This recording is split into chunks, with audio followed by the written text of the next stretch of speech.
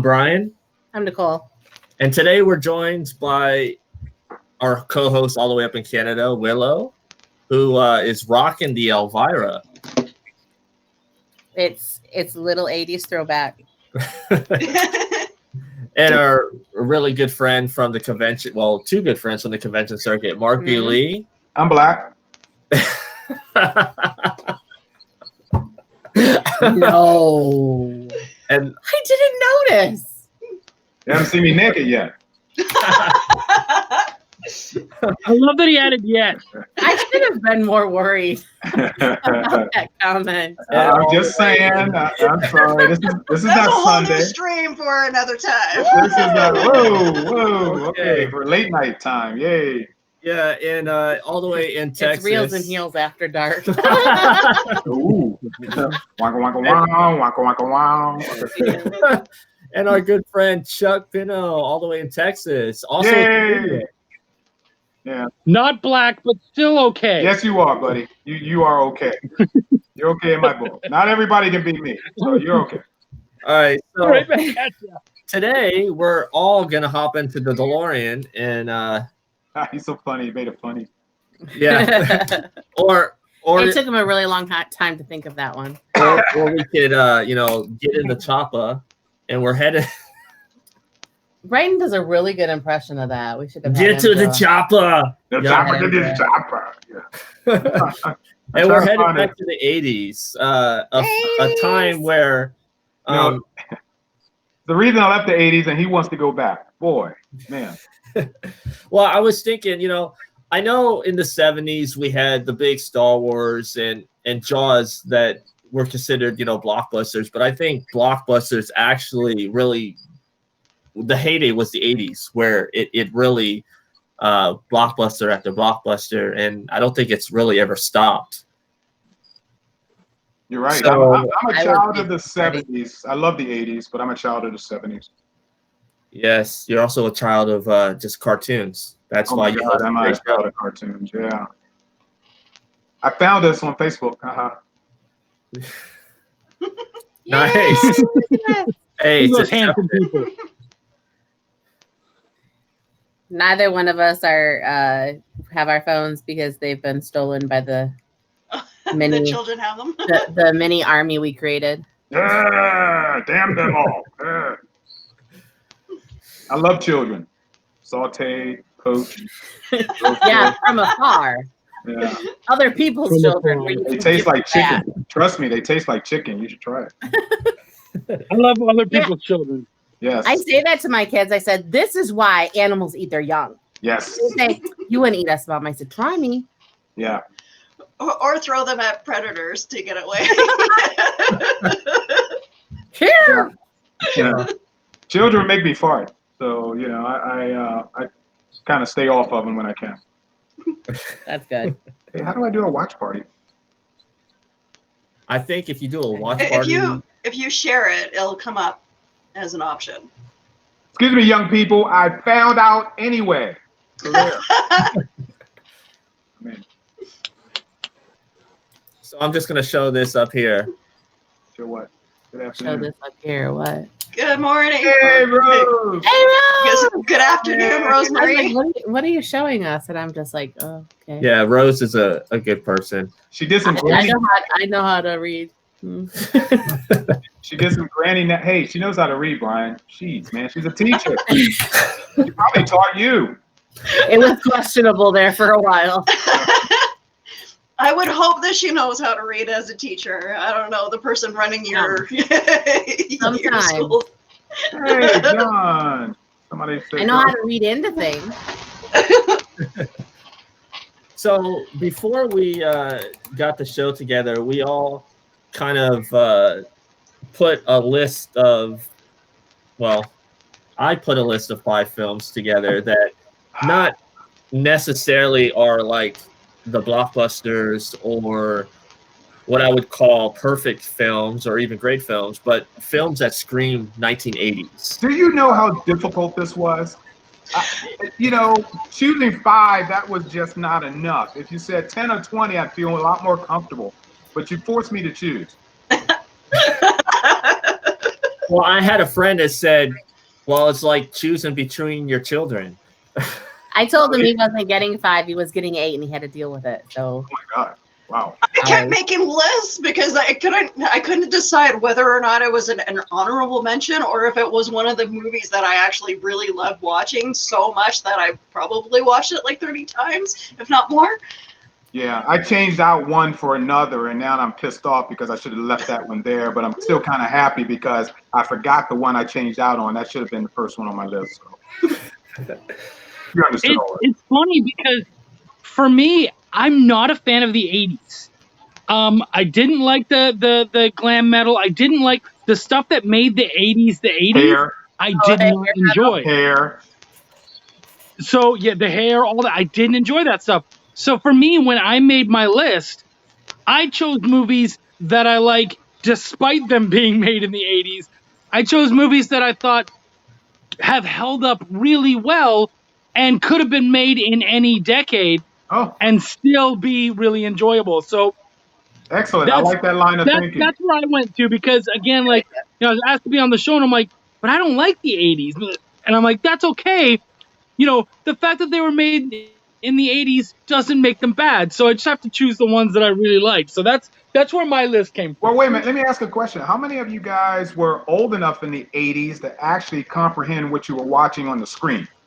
I mean, my mom took me, listen to this. This is very interesting, and you better not date me at all.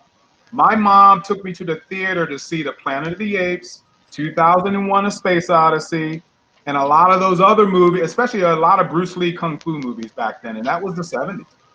Or 60s, actually, for Planet of the Apes. That was 69, and I saw it in the theater. 68. What's that, Brian? 68, not 69. Yeah, that's what I said. That was 68, so there you go. Good job, Brian. Way to age me a little bit more.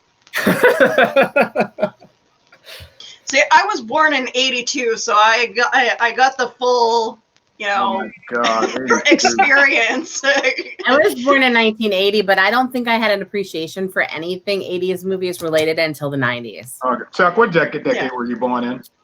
Decade? 70s. All right, so I'm the oldest part on this freaking screen, huh? Okay. Yeah. All right. Well, I thought age didn't really matter. Oh, yeah. Were you trying to date me or something? No. Okay, so no, I was born in the 60s, by the way. Hold on. If I was trying to hold on, Mark. Age doesn't matter. Age doesn't matter. I know how to win a date with you. I just bring you a bag of Tootsie Rolls. Yeah, don't pick on cougars. Oh, yeah, that's true. That's true. Or, you bring me. Wow. So y'all are easy, huh? Just bring me a bag of this, and you can have anything you want. So I'm gonna start with Mark here. Oh, damn it all. Okay. Yeah. Mark, I'm with the black guy. I'm with the black guy. Okay, yeah. Okay. When you look at like 80s movies, what is it about the 80s movies that stands out like the most to you? Well, special effects, mainly because I'm sci-fi fantasy related, and everything before Star Wars in '77 sucked. Okay, other than 2001 and probably Planet of the Apes, that was kind of a different form of special effects. 2001 kind of introduced models and how to film models and things properly, but then Star Wars came along in '77 and kicked the home run, and everybody was going, "Oh my God, we want to do that," which advanced all the other movies during the '80s in terms of special effects. Look at the visual effects in movies like Back to the Future, for that matter. Even though a lot of it was a human interaction, human filming or whatever, just the way the DeLorean, sped off, burned fire, and erupted in the sky was fantastic. Then you got to probably my favorite special effects related movie back during that era, which was Alien. Okay, which by the way is on my list, as well as the one prior to that, which was The Empire Strikes Back, which just blew my brain to pieces, with those level of special effects. So I think the 80s basically initiated how easy it has become to bring fantasy to reality, I guess I could say, in terms of special effects. Nice. So, Chuck, same question to you, man. So the thing about the 80s, again, I'm the guy who doesn't love the 80s. So when I see the 80s, you suck, Chuck. Yeah, no, right, he's gone. Okay. Had enough of him. The thing about the 80s I often see is it's very vacuous. There's an awful lot of, it was all about the hair, it was all about the looks, and there was so much about that. So when I think of 80s movies, I think of a lot of that, like the Brat Pack and all that kind of stuff, and like 16 Candles and all that kind of stuff. And I'm just like, yeah, not interested. Obviously, there was some great stuff that came out of it, but when I think of the 80s and why I'm not a fan, that's the stuff I think about.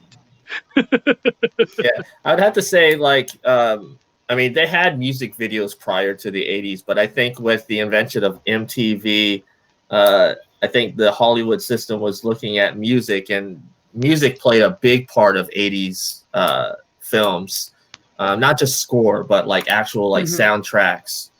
And I think they were trying to blend, to try to bring in new people, the older crowd, the younger crowd. Yeah. Would you agree with that, Willow? Absolutely. Lots of films had it was a great time to for a lot of the newer bands that we now know and love to promote their music. Look at Madonna, like how it. Yes, let's look at Madonna. Yeah. If it wasn't for a lot of the 80s films, her music wouldn't be well known for today. Yeah. I think maybe that's what kind of makes it a nostalgic era for a lot of us, is that because we grew up with music being so prevalent. Like, I grew up with a certain sect of 70s music, but I think the 80s music and then, kind of just solidified how those two things went together. So you can't really have the music without the movies. So it became part of that just became part of our pop culture life as children in the 80s, I think. So both of those things kind of were joined pretty early on in the 80s. I kind of like Chuck's perspective on this that I didn't even think of in the first place. I'm more science fiction and fantasy based, yet you focus a lot on, let's say, the reality of the time of the 80s and the movies that came out of that based on, dramas, let's say, even some comedies. You think of Big Shoulders, you think of Madonna, like she said, and I wasn't even on that end of the spectrum at all. I was strictly, in fact, my whole list is sci-fi related. I'm so glad that you were here, Mark, because the thing is that I knew I was going to be hanging out with a bunch of people who probably do the con circuit and stuff. So I thought, cool, I'm not going to touch that stuff as much as, dude, I'm right there with you. There you go, man. You don't know how bad I wanted to. You don't know how bad I wanted to put Willow on my list, but I did not. Because I thought somebody else was going to do that. Somebody else was going to do that. Oh my God. So I stayed away from that because I thought that stuff's already going to be mentioned. I want to mention some movies. I do have some big boys. I think we all have to. But I wanted to mention some movies maybe that don't get brought up enough, and that I felt like had a heart, and that again could be enjoyed without ever having to say it's an 80s movie. Right. Well, that's perfect. As I was thinking about that though, like most of the movies that were like 80s movies, like not that they came out in the 80s, but that they were about life in the 80s, aren't on my list. So like life in the 80s, if you really think about it, a lot of our movies happened in previous decades. Like a lot of the movies that are, considered the greatest of the 80s happened in the 60s. Right. So that's a good point. I'm a big Grease fan. I don't know if that was 80s. Was Grease 80s? No, 70s. No, that was definitely 70s. No, 70. Oh yeah, Grease. Grease was a 78. Yeah. 78. Okay. Yeah.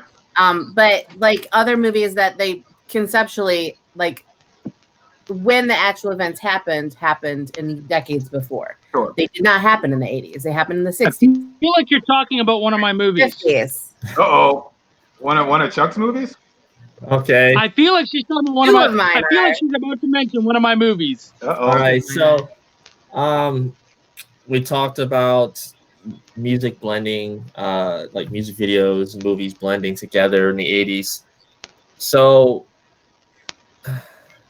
Did you want to hear our list? How do you want to do this? Do you want to see Chuck go down? what I'm gonna do is I'm going to start with Chuck on his list. Yeah, wake me You up. want my whole list? Not so conventional to the super conventional. Yeah, I want to start with Chuck, and then we'll do Mark, and then we'll do Willow, and then we'll do ours last. All right, Chuck's gonna start. Wake me up when Chuck's done. Okay. Some of these you're gonna want to talk about. Okay. So Nicole was talking about hearkening back to later days or to earlier days. Stand By Me. Oh, Yes. That's a movie, right? That's a movie that, first off, all those guys are still working today. Yep. All those guys are still working. All those guys are still doing stuff. Would be working. Yeah. A few of them are dead. Well, yeah, I was thinking the same thing. Aren't a couple of those guys dead? River Phoenix. You're right. You're right. I mean, one of the greatest. I was thinking of River Phoenix. Yeah. Good job, Chuck. Yeah, but I mean, most of them are still working. That movie again, it's got a lot of heart. I believe that's a Stephen King short story. Yeah. And again, that's not a movie where you watch it and you think 1980s. Like that's not what that movie is. So I picked that one because again, it has a lot of heart. It does harken back to an earlier day, and it's not an 80s movie in its feel at all. If we're talking about, so what's my blockbuster? What's my big one? Again, it's a big movie, but it doesn't feel 80s. Ghostbusters. That's the one I removed. That's the one I took off my list. I'm glad I could add that for you. Then we can still talk about it. I feel like that's on everybody's list though, as one of their top 5 movies. I agree. Yes, good job. It's an amazing movie. I feel like if you're talking about 80s movies, it has to come up at some point, especially if you're in the nerd realm. But again, doesn't feel like an 80s movie. Yeah. It still lives on to this day. We're still trying to tap into that. We're still enjoying it.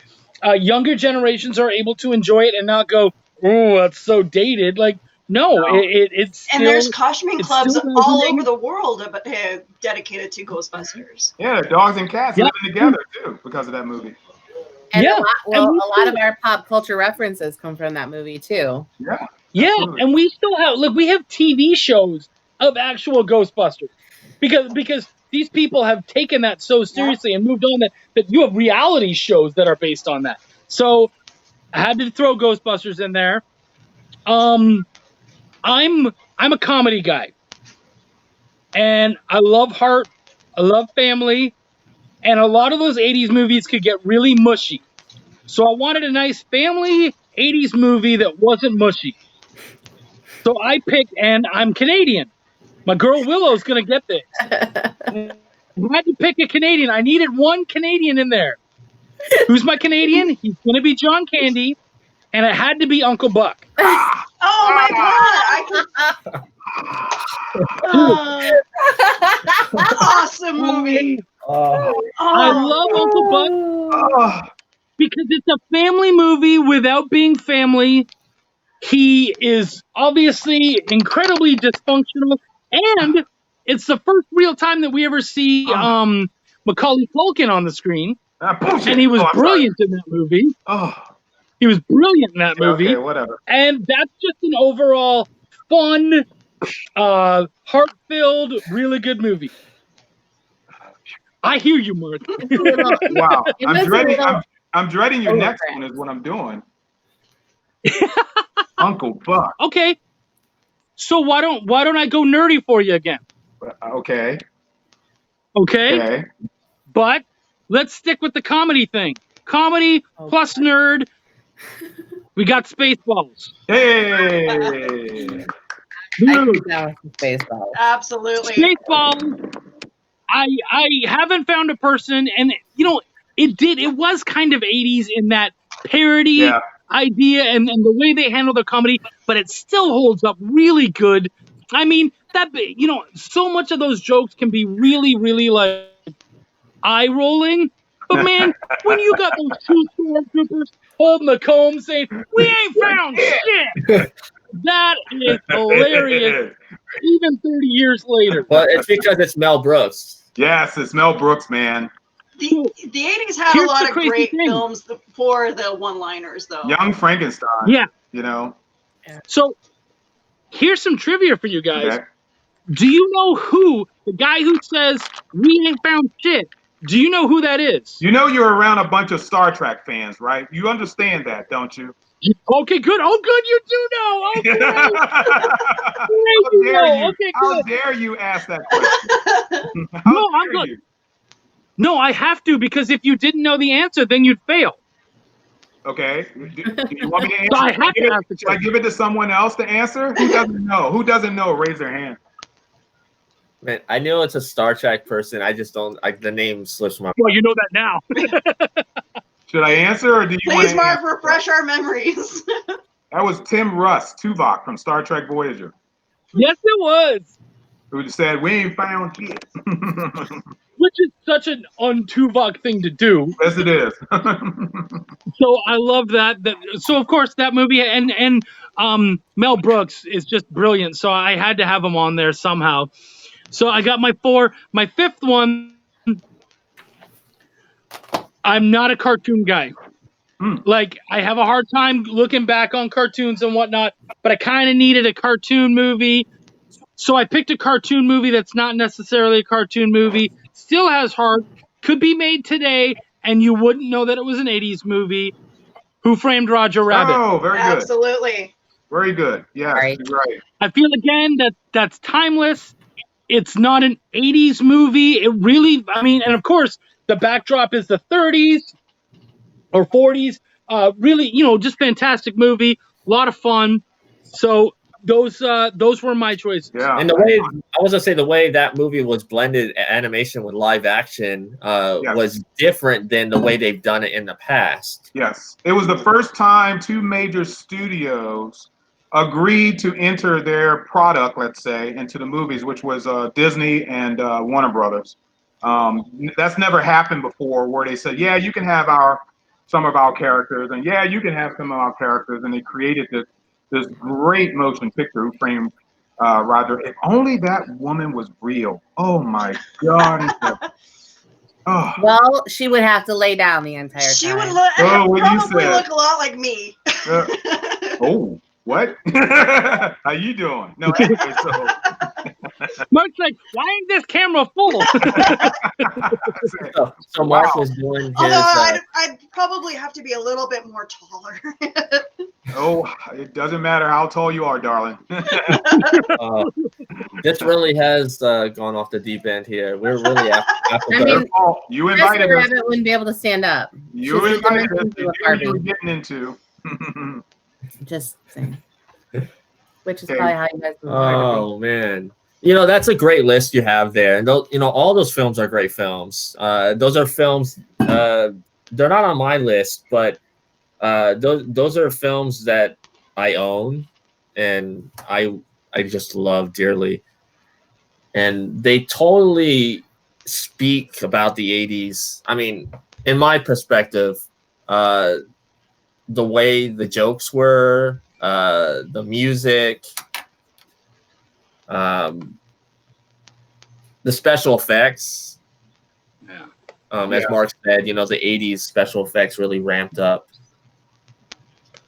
Right. I really enjoyed the 80s because I was going through college in the mid 80s, early 80s, basically, and being in high school in the mid to late 70s, man, it was a wonderland for somebody like me, with all of the new technology coming out and all the new movies coming out and everything.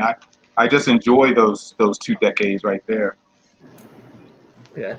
And before we get to the next list, I just wanted to ask Mark, is there any like 80s movie stories that you have from your time in the convention world that you can share? It was during the time when I was working for a company and we did a lot of Star Trek cruises. So, and I'm not going to elaborate too much into this because it's a little embarrassing, but I'm going to say it anyway. Because of the Star Trek cruises, I'm probably the only person in history next to his wife that's actually seen Gene Roddenberry totally stark naked. Oh. That's my claim to fame. I'm All sticking right. to it. Yeah. Well, we were doing a lot of Star Trek cruises, like I said back then, and because the motion pictures were coming out, and there are a lot of actors who were coming out of rerun classic '60s Star Trek and things. There are a lot of things that I've seen that I honestly could not recite here on the air until they're all dead. So there's your answer, Brian. That's basically all I got for you. Gene Roddenberry is dead, right? We can talk about it. Oh well, yeah. Yeah, Gene's dead. I don't know, man. I live in Florida. I feel you.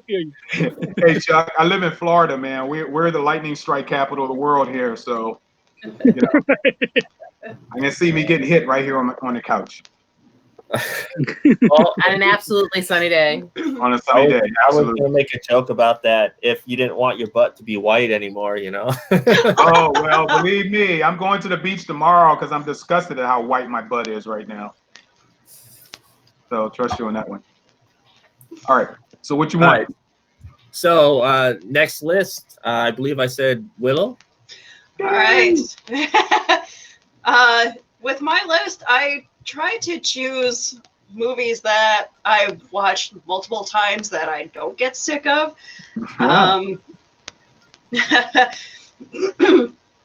Land Before Time was a movie that I watched probably millions of times Religiously. as a child. That's the animated one, right? Yeah. Okay, Yeah. the dinosaurs, right. Yeah. Cool. Little tidbit about that movie. The little girl that did the voice for Ducky tragically was killed by her father soon after the making of the film. Which dinosaur was Ducky? She was like the little... Yeah. No, the little... Oh, no, that was Petrie. The little... The little one. Yeah. Okay, I'm The one that always definitely said, yep. Yeah. I'm Googling as we speak, so yeah. Cool. Yep. So when I was little, my nickname was Ducky. My aunt used to call me Ducky. Aw. So Adventures in Babysitting was another movie that, Oh for some reason, I did not make my list. anytime that I went to I remember one woman that would babysit me that my mom was friends with her, and I remember going over to her place and grabbing Adventures in Babysitting every time I went over to her place. I probably got her sick of that movie. I probably wore out the tape. Yeah, I kind of had a crush on what's her face. Elizabeth Shue. Yes, Elizabeth Shue. Everybody had a crush on her. Every now and then I see her on movies or TV, and I'm just like, I love her. I miss She her. didn't age. She did not age. Batman was another movie that I still we're still collecting stuff from that movie. My husband just built the Lego Batmobile. Ooh. Full size? Full size? Yeah. What? No. Yep. Wow. Beetlejuice. Yes. Beetlejuice is, again, I probably wore out that videotape. And, well, okay, here's the part that,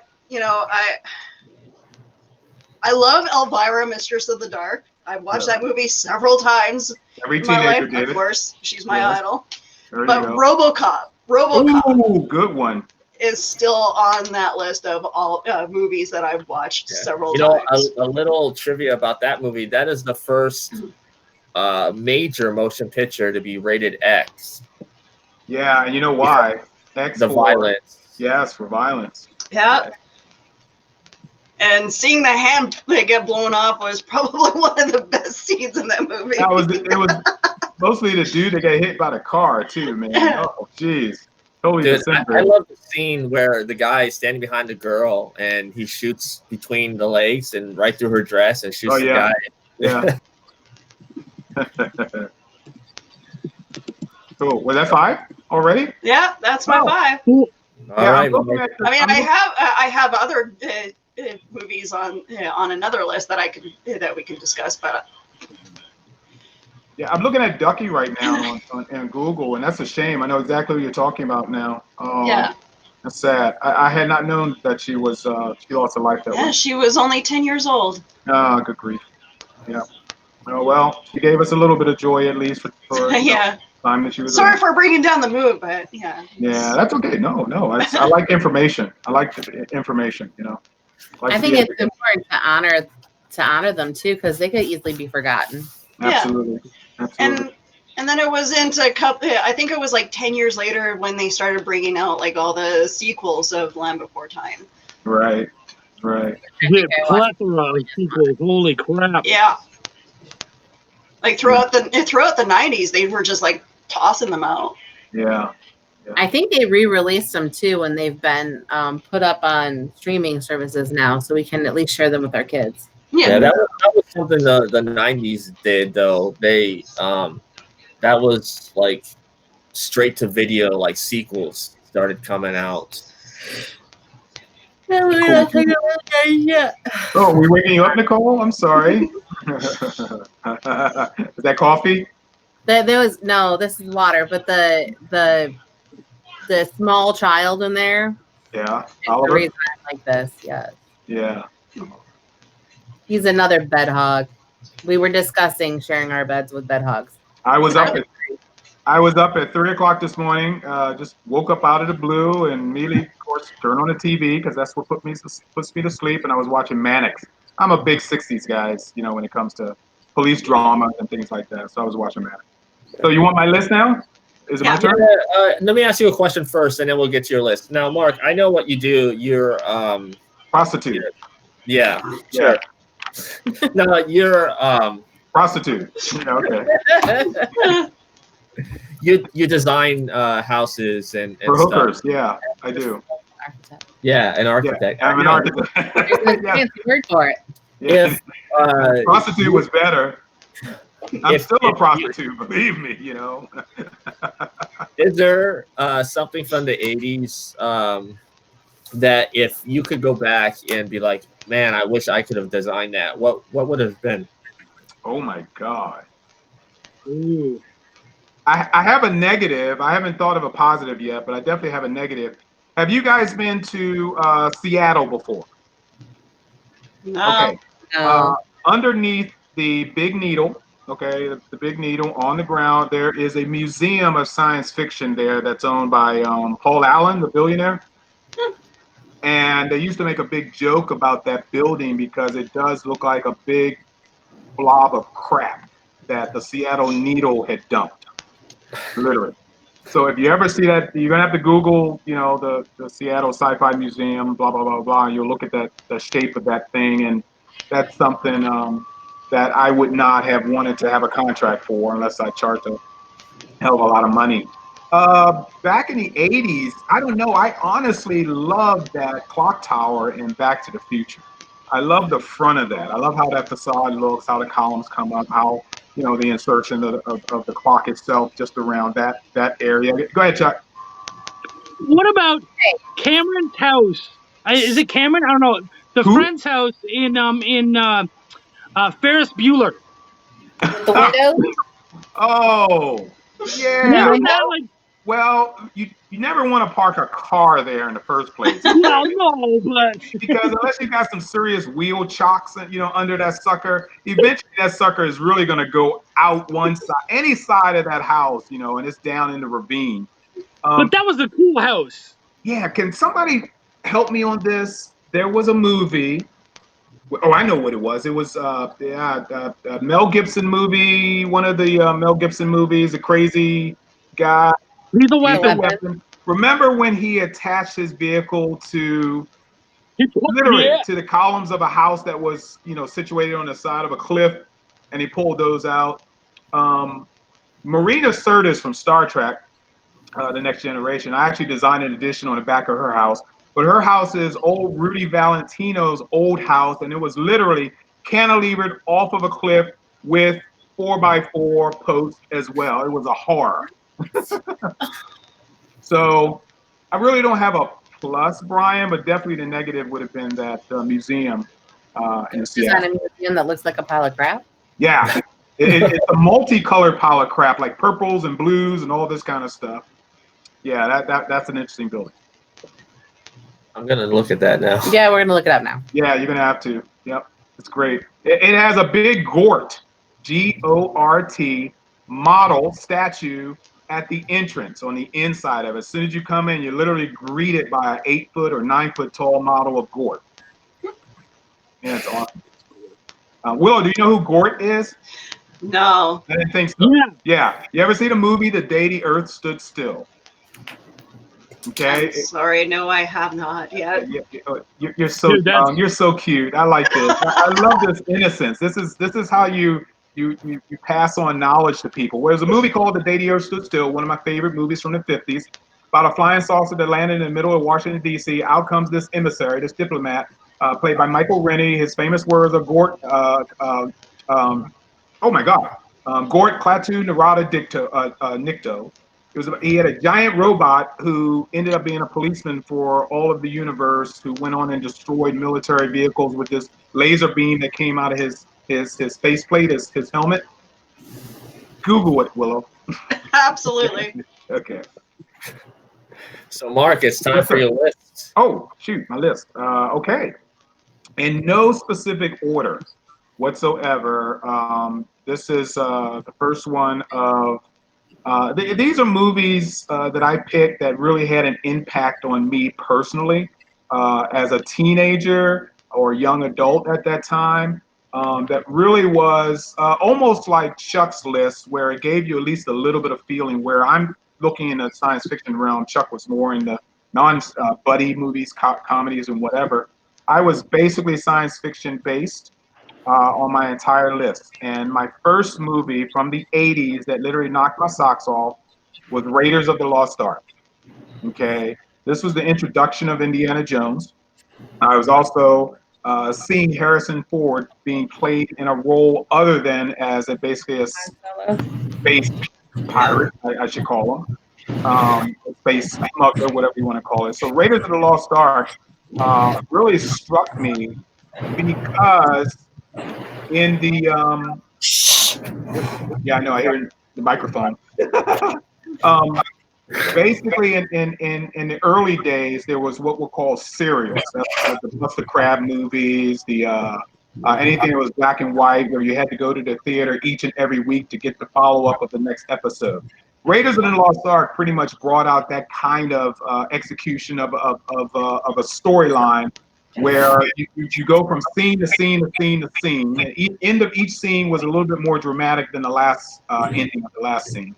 So that's my first one, was Raiders of the Lost Ark, which came out in 1981, by the way. I love it. My second one that had an impact on my life, which was really weird, and I think it was mainly because of the soundtrack, and then secondly because of the storyline. And that was Back to the Future, back in 1985, the first Back to the Future movie. Love the soundtrack on that, and I still listen to the soundtrack. In fact, that soundtrack, I think, still holds up today. Mm-hmm. Back to the Future soundtrack. Yeah. Yeah. The score, just the score alone was good on that film. Yep, I love the music. You're right. The fact that you had a young kid who was, you know, nowadays that would be called illegal, but you had a young kid who was the best friend of a pretty old guy, you know, who went over to the guy's house before school. How early could that have been? And, you know, and made a friend of him. So there was no sexual innuendo in that whatsoever. But nowadays you have some people out there that want to make a big fuss over a young kid being a friend to an older guy. So Back to the Future was just a great time trip. And even its sequels after that was very amusing. The thought of seeing writers sitting around a table and someone saying, okay, guys, what can we do next? And some guy stands up and says, I have a great idea. Let's go back to the Wild West. It's like, oh my God, that's fantastic. Back to the Future. Okay. Then my third movie, which made me cry as a teenager, and actually 82, I was still a teenager. Yeah, made me cry as a teenager, and still makes me cry today, just for the very last scene, and that is E.T. the Extraterrestrial.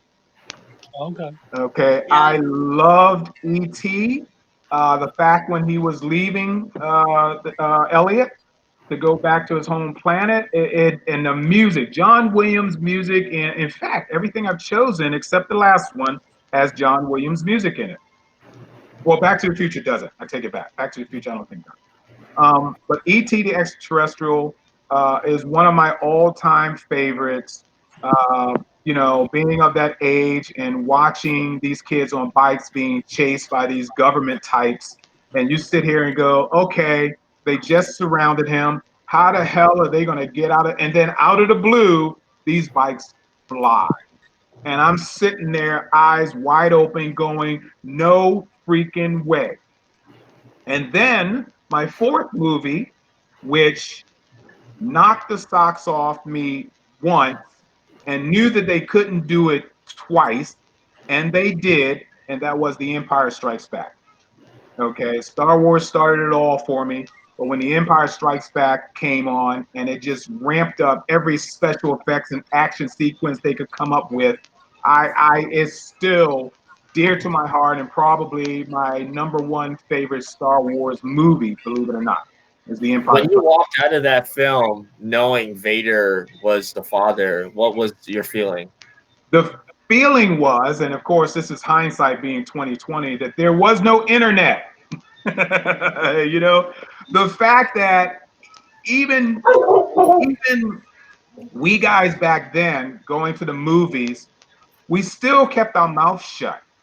We weren't into spoilers. We didn't want to have to go to our friends who hadn't seen the movie yet and say, you're not going to believe this. Okay, we didn't do that. The fact that it maintained itself as high level secrecy for the weeks that Empire Strikes Back was out was brilliant. It just showed a different way, a different generation being raised differently. It's like, don't spoil it, don't spoil it, don't spoil it. And people literally listen to you. Okay, you know, we won't spoil it. So The Empire Strikes Back, and the fact that Vader, and I'm going to spoil this, guys. I'm sorry if then none of you guys haven't seen it yet. The fact that Vader was daddy was a mind blower. Didn't see it coming. Wait, what? Smacked me in the back of the head. I don't think I heard any other word after that. You know. Okay, and now down to my number one. Well, I'm sorry, my last one, not my number one, but my last of the five. This is the movie that for the first time in my life, because of its major ramped up action sequence, the theater was absolutely quiet. And then when that sequence ended, I was the only one in the theater who not yelled out, but said it in a tone that everyone in the theater heard was, I need a drink. That movie was Aliens. Okay, the sequence when they were locked in the lab, and here come the critters, the xenophobes, whatever, crawling across the ceiling, and they're fighting and they're shooting, and these suckers are jumping all over the place. And my theater was absolutely quiet. And after they got away and that sequence went dead quiet, I said, I need a drink. And everybody in my theater cracked up laughing because I just went through the mill on that sequence. So there's my five. Thank you. You know, I love, that's a good five. And Aliens, James Cameron, I mean, the dude's hit it out of the park, everything he touches. Oh, yeah. And I think that's why he's only made so many movies. You know, there's like people like Spielberg that just makes movie after movie after movie. But James Cameron, because he wants to perfect everything, he takes a long time making his movies. Yeah, he does. What's the guy that did all the Transformers movies? Michael Bay. Michael Bay. I mean, I guess he had to redo every freaking slow motion sequence 20 times to get it right. Your hair didn't flow in the right direction. We got to do it again. You know, they're all walking in slow motion. All right, so you get to go now. Oh, I get to go? Yeah. So I can get booed out of the house for some of them. Woo! Oh, I'm sorry. Okay, so all of these movies are movies that I've watched multiple times. Cool. Like probably over 1,000. Oh, whoa! I'm sorry. Life. But the first one is one of Chuck's movies. It's Stand By Me, and I can recite the entire movie. Ooh, wow. I'm so tired. I'm so sorry. I just That's okay. No apologies needed.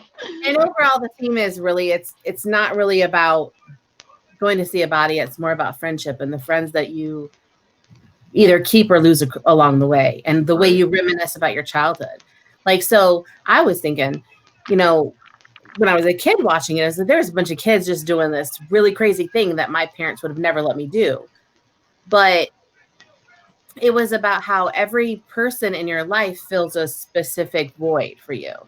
And so, like, for him, his best friend was very much the void that he found after his brother died. And it is a huge thing. And then the friends that are there and understand what you're going through when trauma hits, and the friends that are just kind of those accessories to whatever kind of like crazy crap that happens to you in the midst of it all. So that movie I've seen a bajillion times. And you're right, all of those guys are still working, and if they were still around, would still be working. And they've all grown into being quite different. Like, if you look at Will Wheaton, he's still sci-fi, and he's got some very interesting views on the world. But I don't dislike listening to him talk. Kind of crazy, but a lot of it comes out in a way that's very endearing. And then my next one is E.T. Yay! And I promise you, like, I've seen that movie. I don't know. I had the VHS, so I probably did wear a hole in it. And, Blockbusters. and so we really like. It did scare me the first time I saw it. The lights and the jumping out of the closet, and it was scary at first. But the more you watched it, really was about that coming of age and understanding what your friends mean to you. And I think that like, as I was growing up, that was how important that is. And it's also about the family dynamic, that they didn't believe him at first.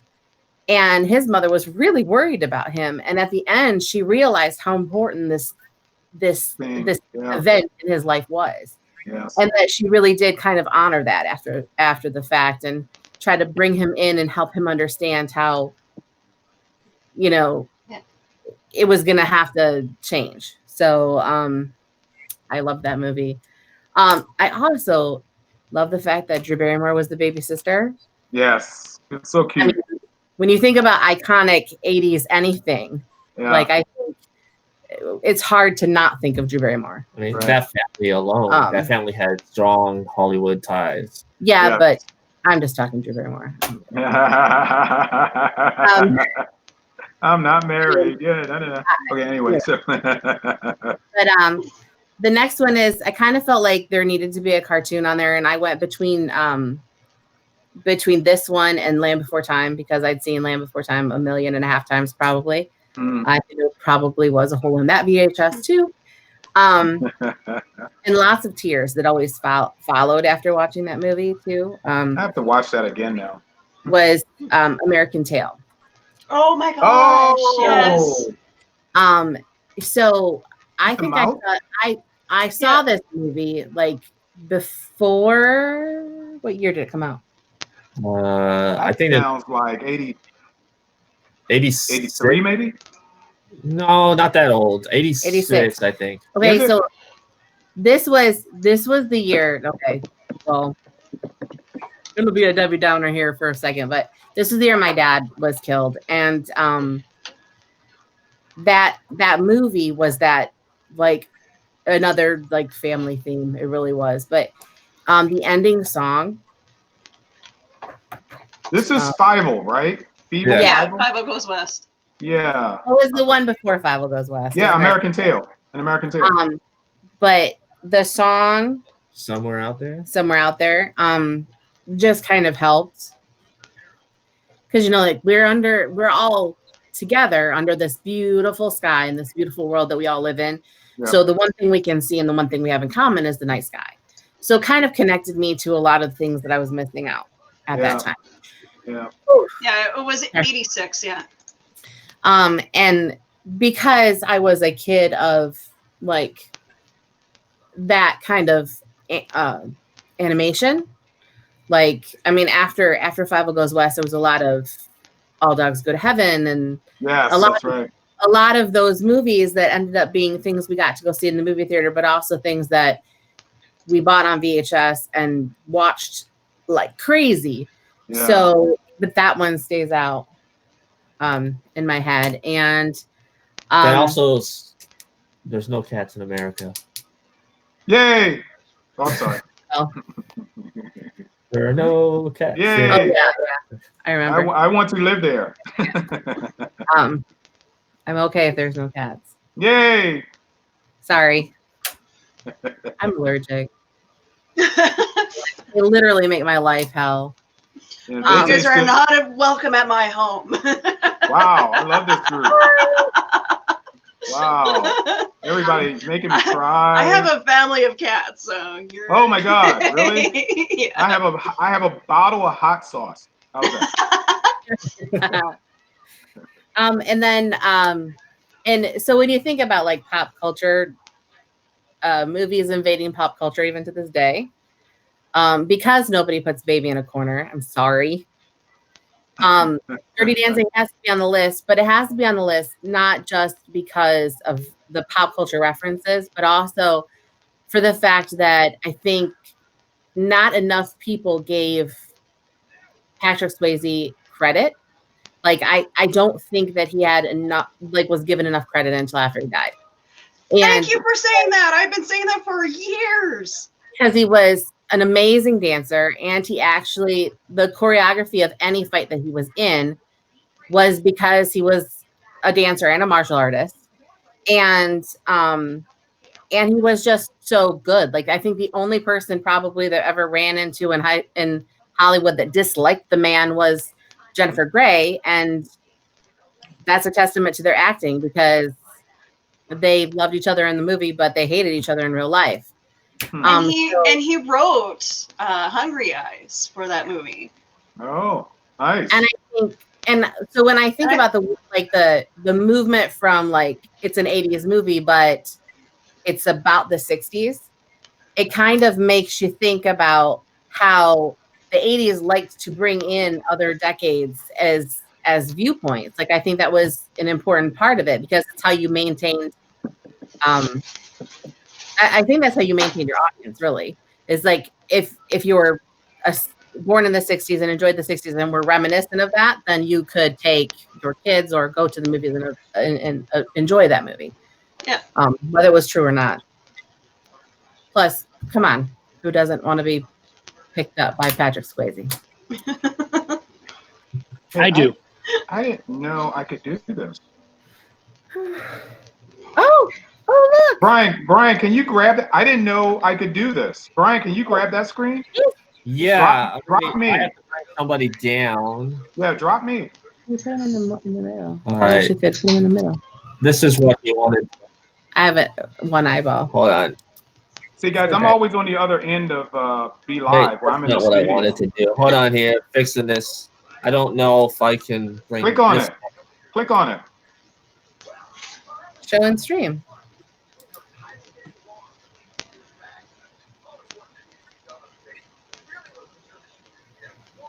Solo. So he for real, like we just watched Roadhouse, so I was reminded of his greatness. Oh, well, you're teaching me something new about Be Live. This is cool. Like for real. Like his mom taught him how to dance. she was an instructor, and that's how he met his wife, as a matter of fact. So, I mean, think about like real normal human beings that, you know, don't live in the spotlight every day of their lives. And, you know. Yeah, I was gonna say I think Patrick kind of got lost in the shuffle there in the 80s with, you know, Sly and Arnold and all of that. Because he wasn't a big action hero guy. It was a different kind of movie that he was in. Yeah. And I think that he's just underrated. And I think that people, after whoever said whatever about his feud with Jennifer Grey during Dirty Dancing, it's like, well, Patrick Swayze disliked somebody. Well, okay, but think about it. Like, you're not going to love everybody that you work with. I don't love everybody I work with. Yeah, I forgot he also he sang "She's Like the Wind." I actually like that song. Yeah, he's got a great voice. But like, didn't he write both those songs for that movie, or I think he just did "She's Like the Wind." Just "She's Like the Wind." I think "Hungry Eyes" was a Eric Carmen, I think is his name. Yeah, no, Nicole, you picked Dirty Dancing as Patrick Swayze. I think my favorite one of his movies is Roadhouse, and what's the movie? Something about Ken's, you know, his family from Tennessee or Kentucky. I love that movie too. You know what? My favorite movie that he was ever in was a really small role that he did in Donnie Darko. Donnie Darko, really? He was so good in that because he played this motivational speaker who was so full of crap. Gotta watch that. And it turns out that he is this pedophile. Yeah.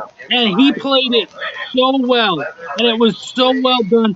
And it was so outside of anything we'd ever seen him do before that I just loved him in that role, because the sad thing about him is that so much of the stuff that he did kind of played inside of his strengths all the time. And so he just always seemed to be obvious. You know, like, of course he was good at dancing, and of course he was good at martial arts. And so it didn't really get to show off his chops, but that little role really showed that he could act. Yeah. Hey, Mark, I was just going to let you know we're picking up your TV here. So. Wait a minute, say that again? We're picking up your TV. No, that's not my TV at all. It's someone else. That might be mine. I'm so sorry. Yes, I was wondering. I said, what is that noise in the background? Yeah. He picked up the remote and he turned it off. Yeah, I did. Yeah, no, it's not my TV. I was listening too. That's Willow, can you mute that, or what can you do? I'm gonna plug in my microphone and. Yeah. I'm so sorry. Oh, that's okay. Right. If something copyrighted came on, they'll shut this down. Yeah. Hey, Nicole, was that your 5, Nicole? No. Oh, cool. Uh-oh. We're listening. Oh, we're waiting for Willow. Right. No, you go ahead. All right, so your number 5 is Ghostbusters. Sorry, it has to be there. Well, it's a quintessential 80s movie with an entire generation of quintessential 80s actors. Like, you have to have. You can't not talk about the 80s without talking about one of those 5 guys. Sorry, guys, just give me a sec. Yeah, that's all right. But yeah, Ghostbusters is in fact a classic. Oh, yeah. your honorable. And I'm sorry, but I couldn't pick. Like, they were all gonna end up on the list somewhere, so I couldn't just pick. So I also had to choose Gremlins and Neverending Story because they both ended up being such a huge piece of my life. Like, I could also say the entire movie of the Neverending Story too. Yeah, that was during that weird era when Labyrinth came out, then you had Neverending Story, and I'm like, oh my God, there's puppets everywhere. You know, I love that girl though. I was still too old to have a crush on that young girl that's in there, but she was stunning. She still is. I think I was too young to love Jonathan Brandis as much as I did, but I did. Oh, was Jonathan Brandis in that? We're talking about No, that was 2. Sorry, got them all confused. Oh yeah. But no, Mhm. Atreyu. That's right. Oh. Atreyu. What was her name so I can Google it? Okay, I'll just Google the entire freaking movie. I can't remember her name, but her eyes were beautiful. Oh my god! I just remember. She's like a China doll. Yes. My convention booker friends actually has her as a client, and they were, I think it was last year, they were taking her and some of the other cast members out on the convention circuit. Okay. I can't There remember. was no point to the actual story, just that he wanted to share that. Yeah, I must be dominating the internet big time here because my freaking. And I don't know if Go ahead, Nicole. Where'd you go? I don't know if The Princess Bride was in the 80s. I feel like it was. Yes, it was. So Princess Bride, but like I was Good late pick. to the party on that one. Like I didn't see it until it came out, until it was out in video in the 90s. Mm-hmm. And then later on in my life, it became more of a cult favorite because my friends were reciting, lines from the movie. Yeah, that was one of my favorite movies too, and I saw that one at the theater. Chuck, do you ever see Princess Bride? Yeah, it was a great movie. Yeah. Hi, Willow. Carrie Elwes was really cool in that movie, except for now he's like douchebag and. Hey, Brian. Yeah. Can you cue up Willow? I think her microphone is bad. Say something, Willow. She's not muted here. Does it sound better? No. Can you bring the volume up? Can you bring the Either volume up? bring the volume up or bring Okay. it closer to you. Oh, That's Here. better. yeah. We actually hear you. Yay. Good. Okay. There we go. All right. you go. So, All right, folks. The Princess Bride is really timeless, and it speaks to the timelessness of it. Just the fact that when Deadpool 2 decided to do their PG version, that they did the callback to Princess Bride in that movie. I mean, that's a 30-year-old movie, but they were like, no, this is still going to be funny. And guess what? It was still funny. Yeah. Awesome. yeah. So my list is actually quite different than everybody. Hey. What? What do you My mean? list, You went to the 90s, didn't you? Let You him went to yell the like- 90s. Because Brian's You know, extra. 70s That's what has to happen. He's extra. So he Okay. has to be like, "Man, look at me." so You went to the 90s. No, they're all in the 80s. the first We're all one that, foreign films. yeah. The first one I chose was Highlander from 1986. There could only be one. It's a There was totally different than what all the other action films were doing at that time. And come on, Queen. It did well. It did blend the kind of like the fantasy realm with action. I think more so than some of the films of the time. Yeah, and I just love the actual story. Like there was nothing really like it before, story-wise. Going through time, chopping people's heads off. You like that story? The love story too, there. Man. Oh, the love story. Oh, okay. Because that was about someone that, and that's what the song "Who Wants to Live Forever." Who You know, wants to live forever? I mean, the whole blending of the Queen soundtrack, along with of course they did Flash Gordon. Yeah. Which is when you said that. That's what popped in my head. I was like, Queen, and I went Flash, and I'm like, that movie. But like the sword fighting of that film, I think was really, really good. There wasn't a lot of films that in the 80s that did a lot of sword fighting, and it was nice to. Princess Bride did. Oh, that's true. How can you forget that? Come on. Bride came after. That was the only weapon the dude had was a sword. The next one I chose, a 1980 horror film by the name of Friday the 13th. Oh, yeah. Horror film on there. That film kind of led the way of how the 80s slashers were gonna go. Yep. I am not a horror fan. I'm a wimp. I watched Halloween between the cracks of my fingers the entire movie in the top row of the theater, so I wouldn't embarrass myself. So no Friday 13th for me. No. He's a liar. He's a what? He's a liar, and I'll tell you why he's a liar. You're talking about this what, I'm talking about you. Oh, why? I'm talking about you. Me? I don't know. I can't see. All I know is you're above me on my screen. You're a liar, and the reason why you're a liar is because at its heart, Aliens is very much a horror movie. Really scared the hell out of me. Yeah. Oh, The thing yeah, is, you're right. So the thing is that the problem is that if they had spun it as a sci-fi movie, you would have been like, Friday the 13th, that's the best movie ever. But they didn't. They said, this is a slasher. And you're like, yeah, I don't like slashers. If Jason had been from Jupiter or something like that, you're right. That's it, man. Yeah, I could probably get into it. You'd be all in. Yeah. Well, there was Jason X. Run! He's an alien! Run! You know, yeah. Absolutely. Okay, you're right. You got me, Chuck. Good man. Did you like Event Horizon? You suck, Chuck. Okay. I do. You just suck. Okay. Actually, I did like Event Horizon. Well, Event Horizon really did something. It scared me though. It was kind of, whatever. All right. I'm a writer, man. This is what I do. I get to I get right into there. Yeah, you got me. What was that? Oh, okay. Never mind. So. So the next film on my list is a film that. We lost Mark. What did he do?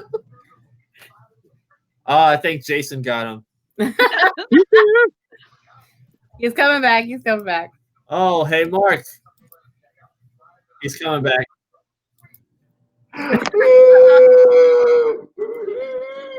Hey, Mark. Did Jason get you? Oh, I'm back? Oh, sorry. Okay. All right, so the next film on my list is a film that got lost in the shuffle. I think it kind of, it's got a cult following, but it fell under the shadow of The Lost Boys, and I'd have to say Near Dark. Damn it. I actually like this Lost Boys. Oh, sorry, Chuck.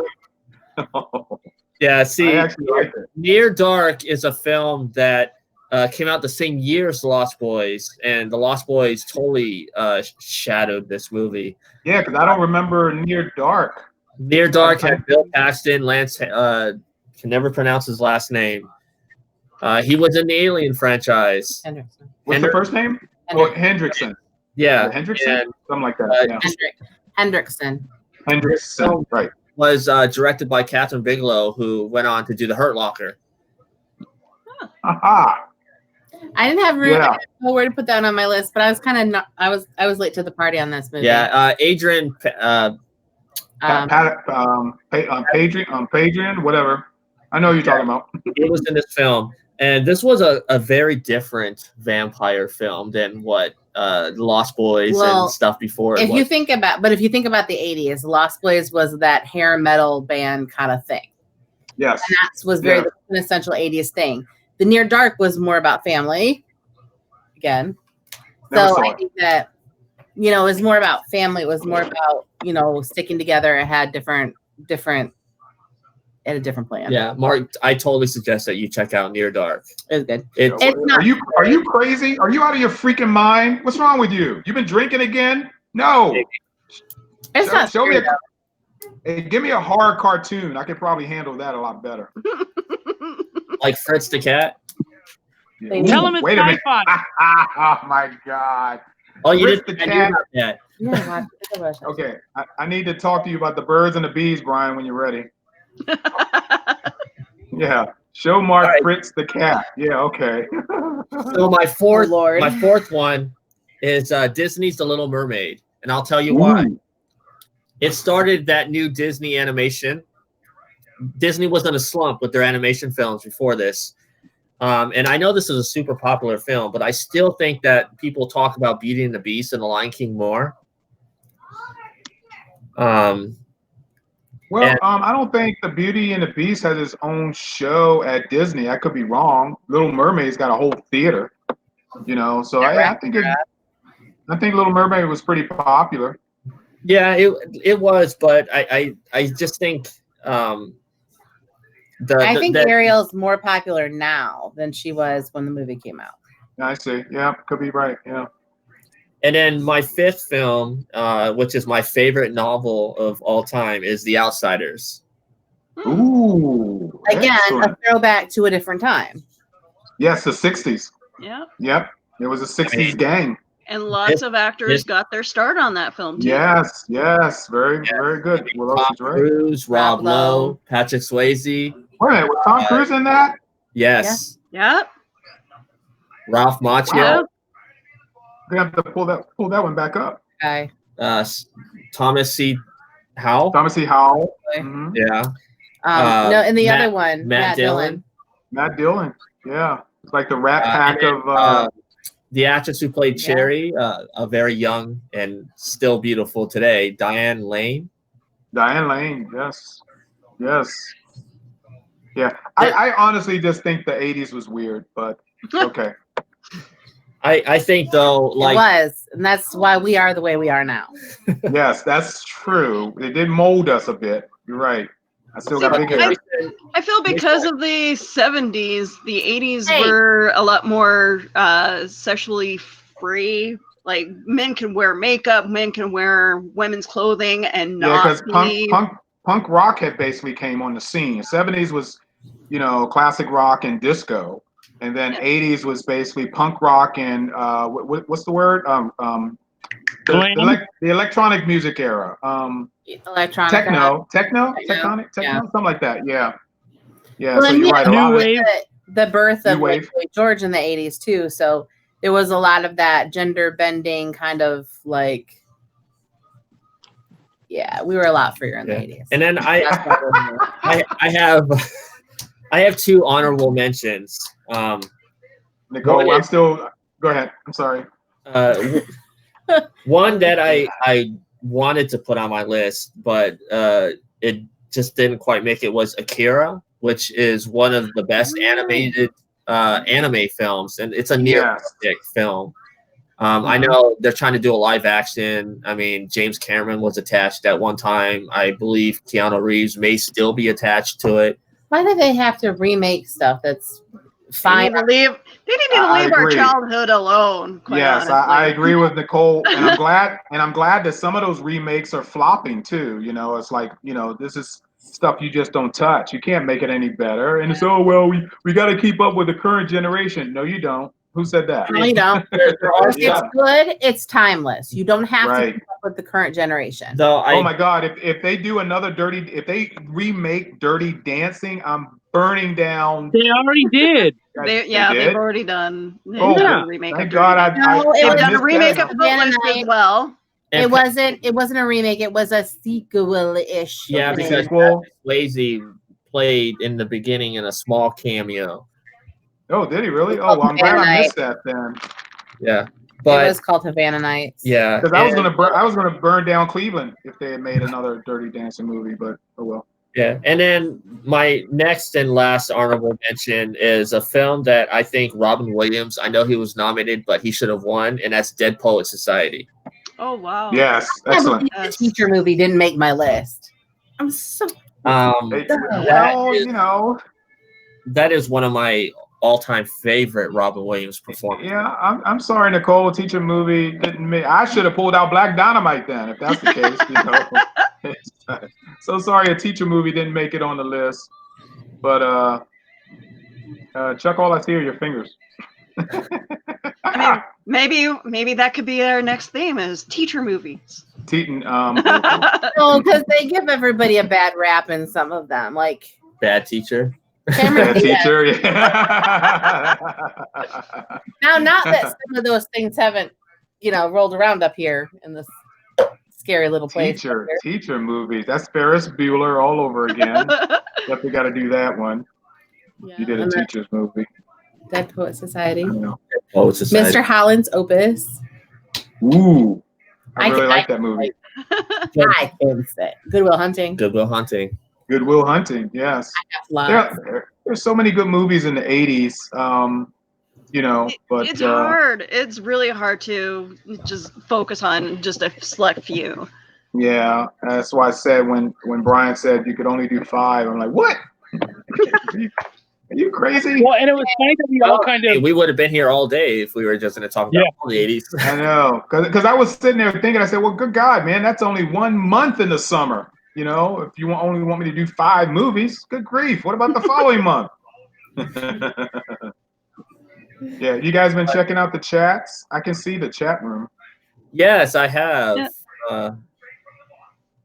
Terry's been commenting a lot. So has Alfred. I like this one. They have someone rocking out with a saxophone on the beach, right? Nothing wrong with that. Can I name some honorable mentions as well, since you name honorable mentions from the 80s? Yeah, we should have told him he could have. Absolutely. I'm surprised nobody mentioned Top Gun.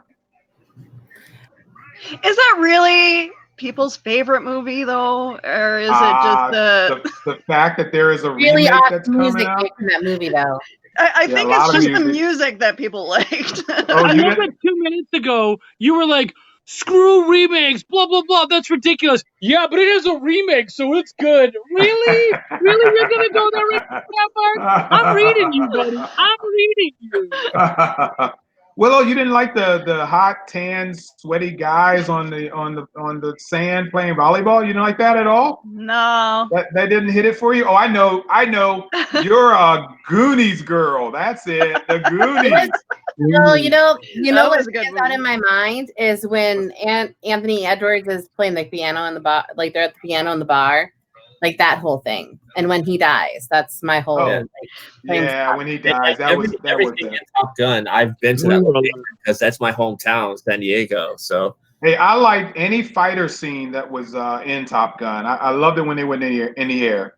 I really liked that. You know, the rest of that crap they could keep. You know, the bar singing, "You never hold my hand when it's best to you cry to you." yeah. And your tenderness. They had the bet. That's the bet on how they pick up chicks. Yeah. Yeah, to pick up chicks that way. You guys didn't mention, let's see, The Shining. That's horror, Chuck, by the way. Hey, Is that 80s? Yes, Overlook it is 80s. Hotel. Yeah. It's 80s. And I saw that at the theater as well. Scared the living crap out of me. What else do we have? We had nobody mentioned Beverly Hills Cop. Nobody mentioned Terminator. You know what? Number 2 was better. That's it. To me, the only good thing Terminator did was make a really, really good second movie. Well, it's just like Star Wars. Empire Strikes Back was like, oh my God, you topped the first, blockbuster hit. Yes, but the first movie was really good on its own. Of course. Yeah, I can't believe that one didn't come. That one didn't make my list either. Edward G. Which one? Amazing. Stand and Deliver. Stand and Deliver? Phillips. Such a good movie. What about the 80s was so good for these really bad comedies, like Meatballs and all that kind of stuff. And then Police Academy, like... Hey, you guys, wait a minute. Did you know that Airplane came out in the 80s? Talking about comedies. Yeah, that one. Yeah, that was some serious, Porky's. Porky's. Oh, I remember Porky's. Revenge of the Nerds. I mean, Full Metal Jacket. The Karate Kid. The Blues Brothers. We can go on forever. One of the movies that was on my honorable mentions list was Short Circuit. Short Circuit? Oh. Wait, 5 and is Batteries Alive? Not Included was another one. Oh my God. I love the music in Little Shop of Horrors. That came out in the 80s. Oh, The Thing. Nobody mentioned Kurt Russell's The Thing. The Thing. The movie pissed me off. Why? Okay. That ending. I'm sorry. I hated that ending. I'm watching it. I'm like, that's it? Hey, did you see the remake? There were 2 remakes, but did you see? Well, there was one remake, but did you see the current remake, The Thing? It takes place before John Carpenter's A Thing. But No. No. Okay. No, it was not even a sequel. It was just a remake. I'm sorry? No, Is that what the it's a Punisher? prequel. No, that was the Mist, I think. No, the current thing is playing. I think it's been playing on HBO or Cinemax recently. But it's the woman that's in the lead role in this one. It's very good. You should check that one out, Nicole. You'll like it. Okay, as long as it doesn't end like that one. I'm looking at Kurt Russell going, really? Okay, so That's it? here's one I really, really wanted on my list, but Uh-oh. I was expecting one of you guys to have it. Uh-oh. John Carpenter's They Live. Oh. Came dead. I went to the theater to see that. It wasn't bad, but it wasn't good either. It was strange, man. You know, I mean, the last thing I would message in that film, though. Yeah, but the last thing I wanted to do was keep putting on those damn eyeglasses just so I can get the doo-doo scared out of me. No. I mean, if I came up to a hot chick and say, "Hey, baby, how you doing? What's your name?" and all of a sudden I put my glasses on, man, I think I'll swear off women. You know, it's like, no way. How about Urban Cowboy? You guys didn't like Urban Cowboy? Neither did I. I didn't. It wasn't I'd only seen it. I saw it when I was like 30, and I was like, okay. It doesn't hold up. Well, it's Travolta, and you're watching Saturday Night Fever with country music. Basically, what that movie was, Urban Cowboy. How about Escape? Go ahead, Brian. I'm sorry. I was gonna say, well, if you're on Travolta, what about Look Who's Talking? What about Look Who's Talking? I tried watching that movie a couple of days ago, and people made fun of the bad animation of the baby in Twilight. The animation in Hey Look Who's Talking does not hold up at all. It was terrible. I don't watch any movie that deals with pee and caca. Forget it. No. I'm not going near it. No. Simple as that. I just liked the movie because it was fun. Like, it was just fun. Okay. I feel like it was good at the time. Not like I've seen it 15 times or anything. Like, Sure you have. No, I really haven't. How about Escape from New York? Stand by Me. Ooh, Escape from New York. How about Escape from New York? Yeah, that was a good one. That was a good one. Yeah. Yeah, that was a classic. What about Big Trouble in Little China? Yeah. Was that 80's? Yes. It was? Most of the John Carpenter films were in the 80s. Yeah, I guess it would be. I think you're right. Yeah. You guys were around it earlier. 3 Men and a Baby? Yes, I saw that. That was Leonard Nimoy's directorial debut, I think. Yeah. Did you know Really? There's a ghost in that movie, right? What? There's a ghost in that movie, and you can. There's not a ghost. Are you? Is this urban? Someone left a standee in the background, and they shoved it in the window.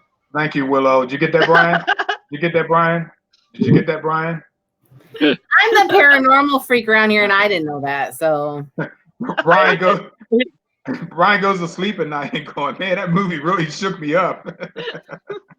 No. It's not like the dead person in Oz. Oh, there's a dead person in Oz? You never saw I thought it was the chick with the house on top of her. No. As they're originally walking towards the forest, in the original 1930s movie, you see one of the little people hanging from one of the trees. That though. Okay, we need Mythbusters here, Brian. Next time, invite Mythbusters on the show, please. It's like, there's a munchkin hanging from a tree in the background. Anybody catch that? I've never heard that before. Dude, here, I'll find it for you. I'll send it to you. I heard it was a shadow of one of the grips that was strung up with some cable or something. Chuck didn't notice the microphone. You know, I said, oh, look at that. There's a munchkin. The Color Purple was out that same year. But what about Predator? Nobody mentioned Predator. Which was great. That was a fantastic movie. Okay, but That was what? I enjoyed Predator far more than I enjoyed Commando. Thank you very much. Yeah, Commando was 80s too, right? Yes. Yeah, you're But You're so was right, every single Rambo movie. yeah. Cocoon was Why are you another good freaking one. out? Oh, I Cocoon was love good. Cocoon. I love Cocoon. Hey, little girl, want a piece of candy? Want a piece of candy? What's he talking about? I was young and impressionable back then. I didn't know what a piece of candy was when you get in the shower, so I'm sorry. Terry in the chat room. Yeah, go ahead, Nicole. It says Teen Wolf. The guy at the end in the bleachers has his, Has his out. his junk is out. See, you guys, this is all you do is you run back movies. I think this could be also another theme where we talk about like myths of movies. Yeah, myths, TV shows. myths of the movie world or something like that. Yeah, but that was the girl from. Chill out. Why are you freaking out? Who's that? Oliver or Brighton? Brighton. Brighton. Stop freaking out, Brighton. Yeah, Mark says stop freaking out. Nobody's yelling at you. What's he worried about? Milk. He's how old is Brighton? 8, right? 9. No, 9. Oh yeah. You turned 9 this year. I don't have any children. I don't have any children. Wipe the chocolate off of that cap. You know what I mean? So is there any other You can This borrow bag mine. is empty. This bag is empty. Nothing. At least it was only $1. So we have to let Chuck go because I think Chuck has a show coming up. Oh. Yeah, I have a show in about half an hour. What's your show, Chuck? It's not my show. It's another show that I'm on. I do some work for Comic Book Advocates. So I'm going over there and we're doing a panel. I don't remember what I'm talking about, but I'll jump on and I'll get into it. No problem. Yeah, much like this show. Yeah. Yeah. We don't know what we're talking about. So Chuck, for everybody, We only pretend to be professional. My list is on my phone. What, showing off lipstick? Yes. Showing off lipstick? where can people find you on social media? Yeah, okay. So you can find me here on Facebook, Chuck Pineau. No thanks. You can also find me on Twitter at Chucky Pin. Chucky Pin. Chucky Pin. You can also find me on YouTube, Chuck's Raw Reviews, where I review all of your favorite indie. Well, actually, all of my favorite indie comics out there. And you can also find my publishing wing, Bonfire Press, on Facebook. Facebook.com/Bonfire Press. Hey. Yeah, and so I'm going to give you a chance to plug here. Is there anything that you're working on right now? Or Man, okay, you know what? We're stuck in our houses, guys. There's not a lot going on, and you want to enjoy a really good story without having to pay for it because, man, this is really pinched the old wallet. I have an audio drama. You can find it on all of your major podcasting sites right now, or you can come to our website, essencehousestory.com. It's a time travel epic. I think you guys will love it. It's also a family drama. We have 10 episodes in our first season so far. They're 20-minute episodes, so it's perfect if you're on a drive or if you're at home and you're doing something and you just want a really cool story in the background. I would love for you guys to check that out. You can also check out our page on Facebook, Essence House, and we have tons of theories and all sorts of great stuff to talk about. Wow, awesome. Thanks, Chuck. Thank for you. joining us, man. And I'll catch up with you later. You have a good day. All right, brother? Thank you, guys. Peace, love, and comics. Nice Take meeting care. you. Nice meeting you, Chuck. Nice meeting you guys. All right, see you later. Oh, man. Chuck is such a great guy. I met Nice him guy. through Rob Anderson, who is the indie advocate. Which is the show he's probably going to be on right now. They really, because everybody knows Marvel and DC, so they really bring up the indies where they have some great stories out there that just need, more eyes on it. So, Mark, Sorry. Do you have to Watching the go, or kids. do you want to talk about some more movies? I'm or- gonna have to try and get my hair cut, man. So I'm gonna try. I don't know. I'm looking out the window, but my blinds are kind of cracked, but it looks pretty dark out there, like there's a storm brewing. You know. But no. Well, I know it's sunshine. We had sunshines in and out. It's gonna be a beautiful day tomorrow. I'll be at the beach. That's why I want to try and get my hair cut today. If not, I'm just gonna have to figure something out for tomorrow because I don't want to go back to work on Monday. Which is an interesting, lucky thing of mine that I have not been out of work since this whole pandemic started. But I have been stricken. So the only time that I was home was when I had this freaking COVID-19 in me. And other than that, I haven't lost a paycheck since any of this started. So I've been blessed. I've been lucky on that one. But other than that, you guys can find me every Saturday at 9 a.m. for Saturday morning cartoons. Myself and two of my crew members, my co-hosts, we concentrate on cartoons from back in the day when we were younger. For you guys, it was when you were in diapers or just in the back seat of a Chevy. I don't know, but you know. And we concentrate on a lot of old, a lot of old cartoons. But I have a few shows coming up. And Nicole and Brian, I don't know if you guys had said yes on this, but I'm doing what's sort of like coming up next month, the month of June, the wedding, like a newlywed show. And basically, because I've done so many cruises, I can pretty much recite every question that they got. Because I think every cruise ship, they kind of do the same show. So I know the kind of questions that they ask on the cruise ship, and I'm going to incorporate those into the show. But I'm looking for couples. Because basically, it doesn't matter if you live together, as long as you live together, okay? I don't really want dating. I want you guys cohabitating.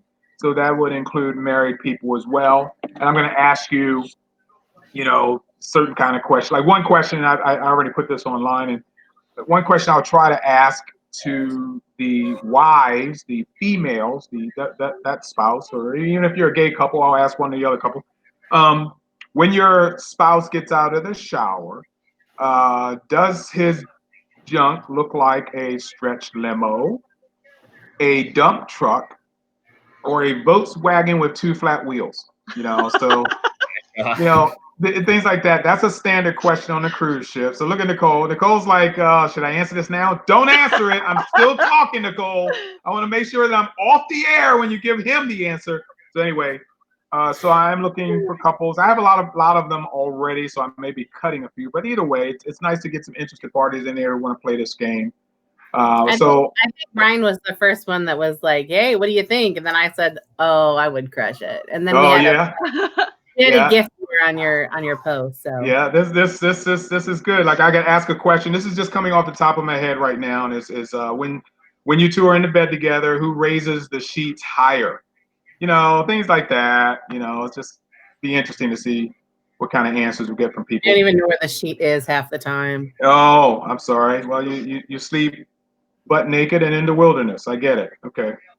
No, it's because if the children are watching TV in the other room, right, then they destroyed the bed, and so half of the blankets are all over anyway. So the top sheet is never where it should be. Yeah, I get that. Well, since you two will be playing, that should be a very interesting show. So I'm going to try and get that rolling. I got the artist show that's coming up where there are a lot of artists who go to conventions, display at conventions who were misplaced because of this thing. They're trying to recoup, losses. So I kind of showcase their work on a show. I did one already. So by popular demand, people want to come back, even the artists. So I have probably 6 to 8 artists. I think they'll be displaying their incredible art. My God, I don't know where this talent came from, how this is even possible, the way some of these people paint.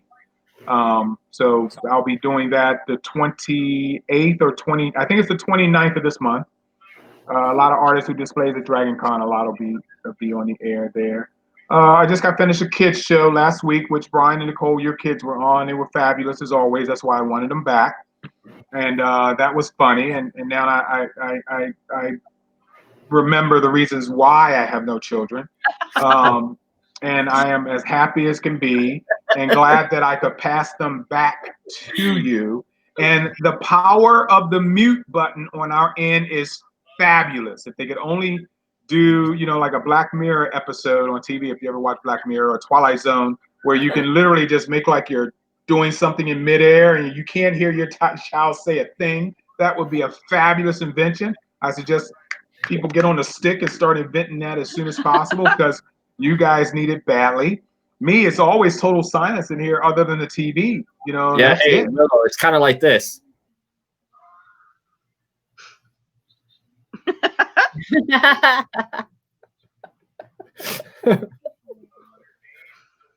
Are you? Oh, look, a little symbol came up that asks, it says, "Are you speaking? Ask the host to unmute you." That just popped down on the screen. Oh my God, that was so funny. This All is right. the thing is why we don't have Zoom classrooms. Like I haven't done anything Zoom with my kids, and the boys haven't had any Zoom with their teachers either because they're like, I can't even. I know. I can't imagine it. You know, you're calling their name out constantly, and it's like, what's wrong with that teacher? She's stuck on replay or something, you know. So Oliver, This is the real Oliver, classroom, though. Oliver. Sit down, Oliver. sit down, sit down, sit down. Oliver. You know. So, wow. But Mark, All right. we appreciate you being on here. We love you a lot, brother. Thank you. Same here. Same here. Thank you for having me. It was a great show. We need to do another list of I don't know. Whatever. What do we do another list on? Whatever, man. You know, the reason why we call it Reels and Heels, we're fans of pro wrestling, movies, and TV. So we picked whatever topic we want to talk about. So 2 out of 3 ain't bad. So okay, I'll take you up on anytime you do any of those 2. Okay. All right, so I'm gonna get out of here and see if I can get a haircut. Hopefully. And you guys, I'll see you. I got a couple other shows coming up, and hope you guys will tune in for that. Willow, it's been a pleasure. It's too bad you're married, but it's been a pleasure, darling. It was great meeting you as well, Mark. Yeah, it's too bad you're Canadian, but that's not your fault. You know, God had to separate, you know, somehow. I had to put the better people to the south. So not everybody crazy can live in Florida, unfortunately. Crazy? What are you trying to say, woman? Oh my God. Well, she's kind of right. You know. All right. See you guys. Love you much. Bye. See you later. Bye. oh man, he is so fun to talk with. That was fun. Yeah. Sorry, we met him in 2013 at MegaCon. He was the celebrity moderator for the Dean Cain. Oh, okay. Nice. And, after that panel, kind of went up to him and like, cause he's the kind of person that once he starts talking, he has you in the palm of his hand. Absolutely. He knows what the questions to ask the celebrity. He's very thorough. So when he does his panels, you know, he'll talk to the celebrity before and he'll be like, is there anything you'd not want me to talk about?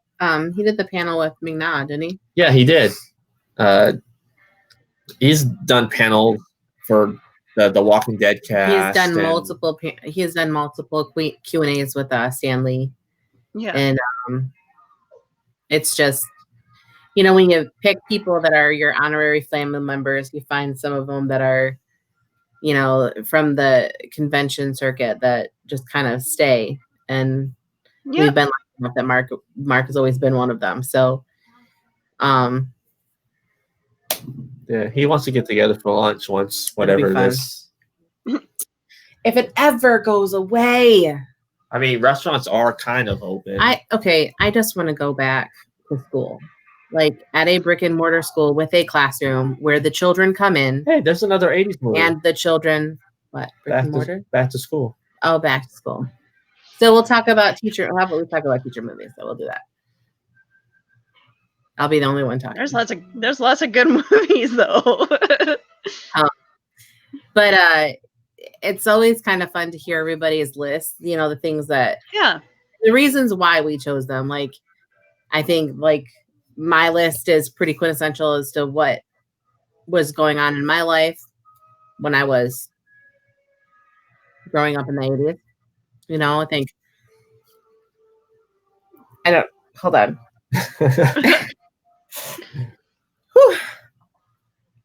I kind of thought I was going to sneeze there for a minute, but it didn't end up. Sorry. Wow. Oh, I got to bring this up. So Mark has a fan. Hey, he is awesome. Nice. So so when we were looking in the chat, a lot of people were talking about like about the movies. So you're talking about oh yeah, when They Live. They Live, and then the next one up. This one? Yeah. Like we didn't talk about this one, but The Burbs and The Great Outdoors. Those are both pretty quintessential 80s movies, I think, with Planes, Trains, and Automobiles. Planes, Trains, and Automobiles. Yep. And then see, I think I prefer Steve Martin back in from the 80s times, because I don't know, his newer stuff I just can't get into.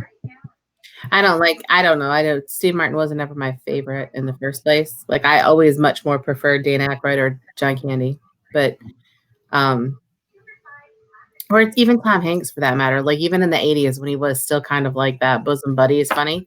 Yeah. Big. Nobody mentioned Big. Big was a really good film. Just the fact that we were stuck with naming 5 of our favorites. So that's really hard to. We would have had so many more, I think, if we would have been able to say. Just go like from year to year, just pointing out all the films that came out in each year. It probably would have been like 3 hours long. God, we could have. I mean, we've been on here all day, I think, probably.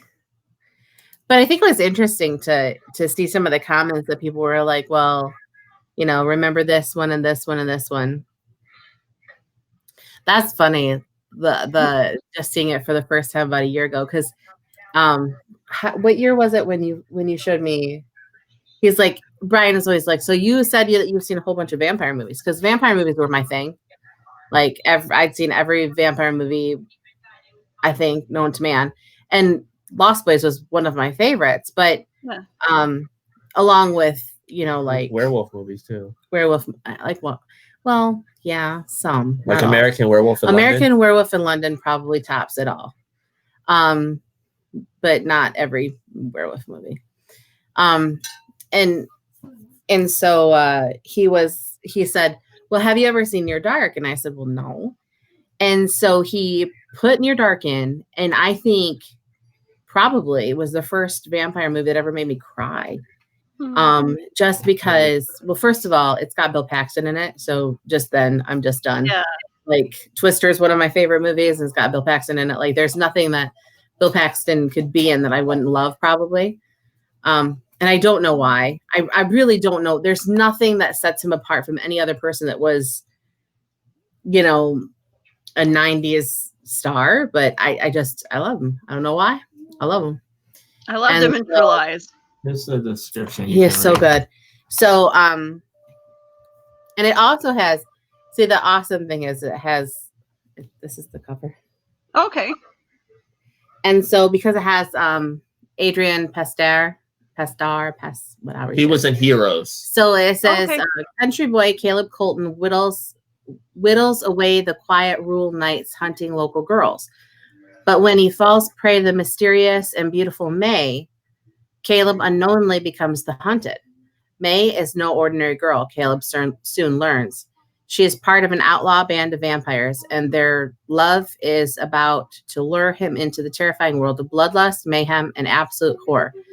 Will Caleb pay the ultimate price for love and eternal life, or will he find a way to defeat the evil growing inside of him each night near dark?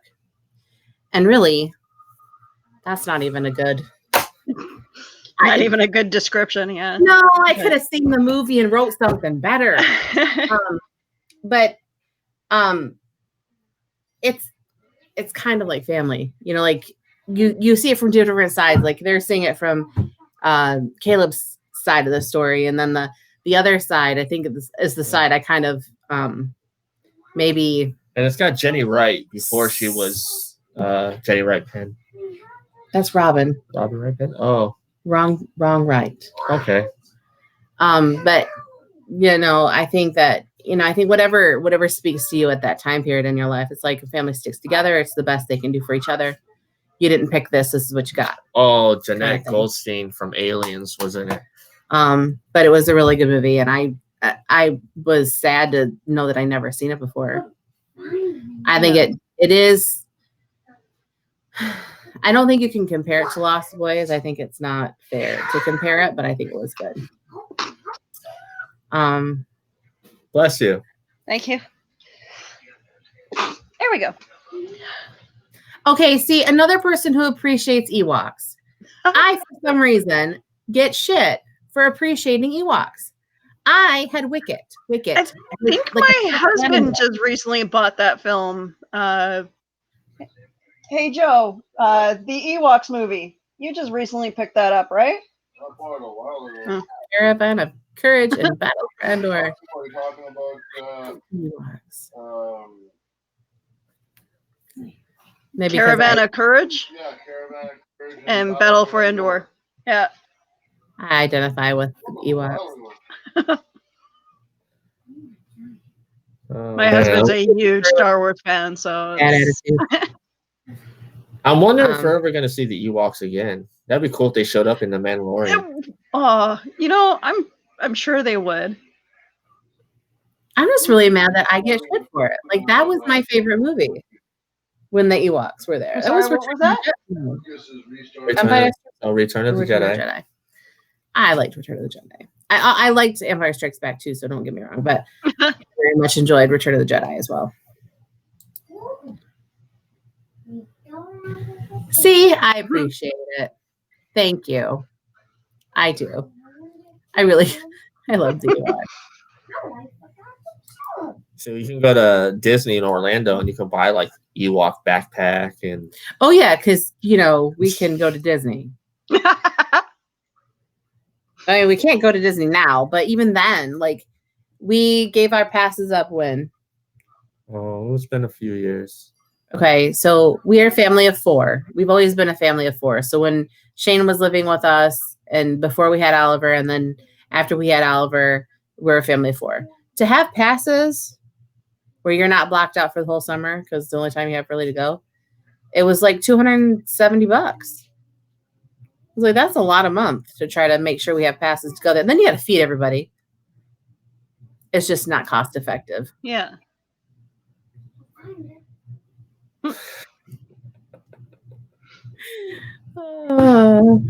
They're so fun.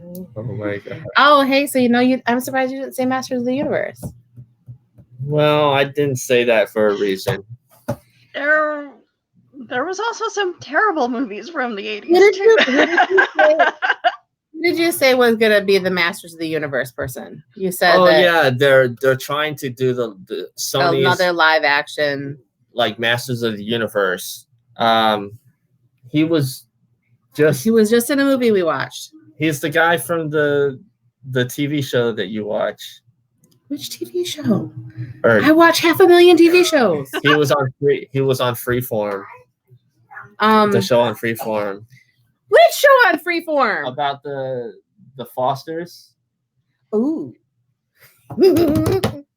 His name is Nick. Well, it's like Sen. He was in the Fosters, and he was in the Fosters. He was in To All the Boys I Loved Before, which is on Netflix. And To All the Boys I Loved Before, P.S. I Still Love You. And it's on Netflix, and I cannot remember his name.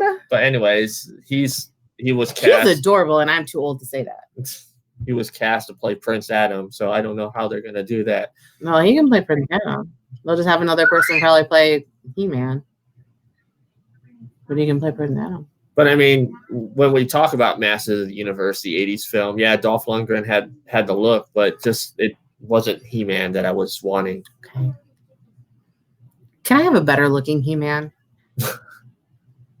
Like, I'm sorry. I am going to be shallow for about 5 minutes. But if a duration of a 2-hour movie with basically no plot, essentially, made from a cartoon is gonna be 2 hours of my life, there better be somebody, not just, he better be pretty. Yeah. I mean, in the 80s, also, like, Canon was releasing a lot of, action films. So you had like American Ninja and Invasion USA with Chuck Norris, and like there was every action movie you can think of being released in the 80s. But I think that action kind of ran the gamut. There were the big muscly action heroes that were like war driven, and then there were, you know, like saving my wife driven, and you know, saving the world from aliens driven, and you know, and then martial arts driven. Like, I think that was much different. Yeah. What was that discussion I had with you? Or I was thinking, oh, was it with you or with somebody else? Anyways, like when we were talking about like actors that like he's quarantined with me. He's like, was it with you? Was it with somebody else? actors that have passed away before they should have, and like the landscape of Hollywood, like how things would have been different if they were still around. Like, would this person been hired for that role instead of that person, or like would that person have won this Oscar? You know, yeah, that's just it. Like the role of Harley Quinn, as far as I'm concerned, should have been played by the girl who was in Clueless, who did the voice of Luann, and I'm having such a bad brain fart. Not Alicia Silverstone. No, the other girl. she was in Uptown Girls. The one that passed away. Brittany Murphy. That's it. Thank you. I think if she would have still been alive, I think she would have gotten the role of Harley Quinn instead of Margot Robbie. I mean, I think that it's interesting to see where we are now, because what would have really happened to the role of the Joker if we hadn't lost Heath Ledger? Like, would he have reprised it? Would there have been a different? I think it would have been a different world altogether. I think that the Joker, I don't know. I think Nolan actually had plans for the Joker to show up in the next film. I mean, okay, but see, as a 90s girl, you know, like growing up in the 80s and the 90s, I think that Heath Ledger made his mark way before that. And so a lot of us were always looking for the next thing that he would do, because we knew he would become something, you know, bigger than what he was in 10 Things I Hate About You. And, you know, anybody, I mean, if you think about it, anybody who can sing and dance and act is going to be able to get those roles and probably kill them no matter what they do. I mean, so that's pretty much anybody that's from the UK or Australia, because they're all sing and dance people. But see, if you think about it, when you're classically trained, it's much different than if you just jumped on the set of something. Yeah. And I think that's what makes people, that's what sets a lot of people apart. I mean, I think that's what keeps your staying power in Hollywood. Are you able to jump into a role or not? Yeah, like River Phoenix, you know, I think if he was still around, man, I just would have loved to see what he's done in the 90s and then until like today. I can say a lot of those roles that were given to some of the other, some people's careers would have been much shorter had River Phoenix made it. Like, what would have been like if River Phoenix was still alive and then you had Leonardo DiCaprio coming up? Like, that would have been an interesting, like, would have Leo still have gotten the roles, or would have gone to like River Phoenix? See, I don't think that Leonardo DiCaprio's roles would have changed much. I think because he's always been very selective of what roles he goes into. I don't know. It's really hard to say. River Phoenix, he's always been like very in depth and with his acting. So I don't know. I think he would have been more of the dramatic movies. Would Joaquin still be as well known? Do you think still? Ooh, I think that's. But I think, you know what would have, I think it would have been kind of like more of a war between the brothers, though, because I think Joaquin would have had something to prove then. Yeah. And not because he's not equally talented. I mean, like, it's mostly because River was a household name long before Joaquin ever even thought of it. Yeah. And part of that, I think, is that we had this great love of a lot of the characters that River played. Like, I think that they're pretty much timeless. Like, Chris Chambers will never die. Like, he lives on in that movie. You know, I mean, there's just the body of work. There's a lot of things I wasn't a huge fan of that River did, but most of the stuff that he did that I wasn't a fan of was the stuff that was completely out of his wheelhouse, that I was like, why did you do that? But he was amazing in it. So it says something about the testament to his ability. Yeah. You know, I was just thinking of 3 films that I think that might have been on your list for the 80s, and that would have been Monster Squad. I'm sorry about that. That's all right. I think now it's showing cats. I was gonna make a joke, cats, but I was like, it was a cat, but like, I'm like, what is that? Why are you holding that in front? I thought it was like a stick or something. I'm like, why are you holding that up in front of the camera? But then no, that is Twinkie wanting attention. I was like, oh, that's a cat. No, but the 3 films that I think that would have been on your list probably would have been Monster Squad, The Explorers, and Space Camp. I think those are films. I've only seen one out of the 3 of those.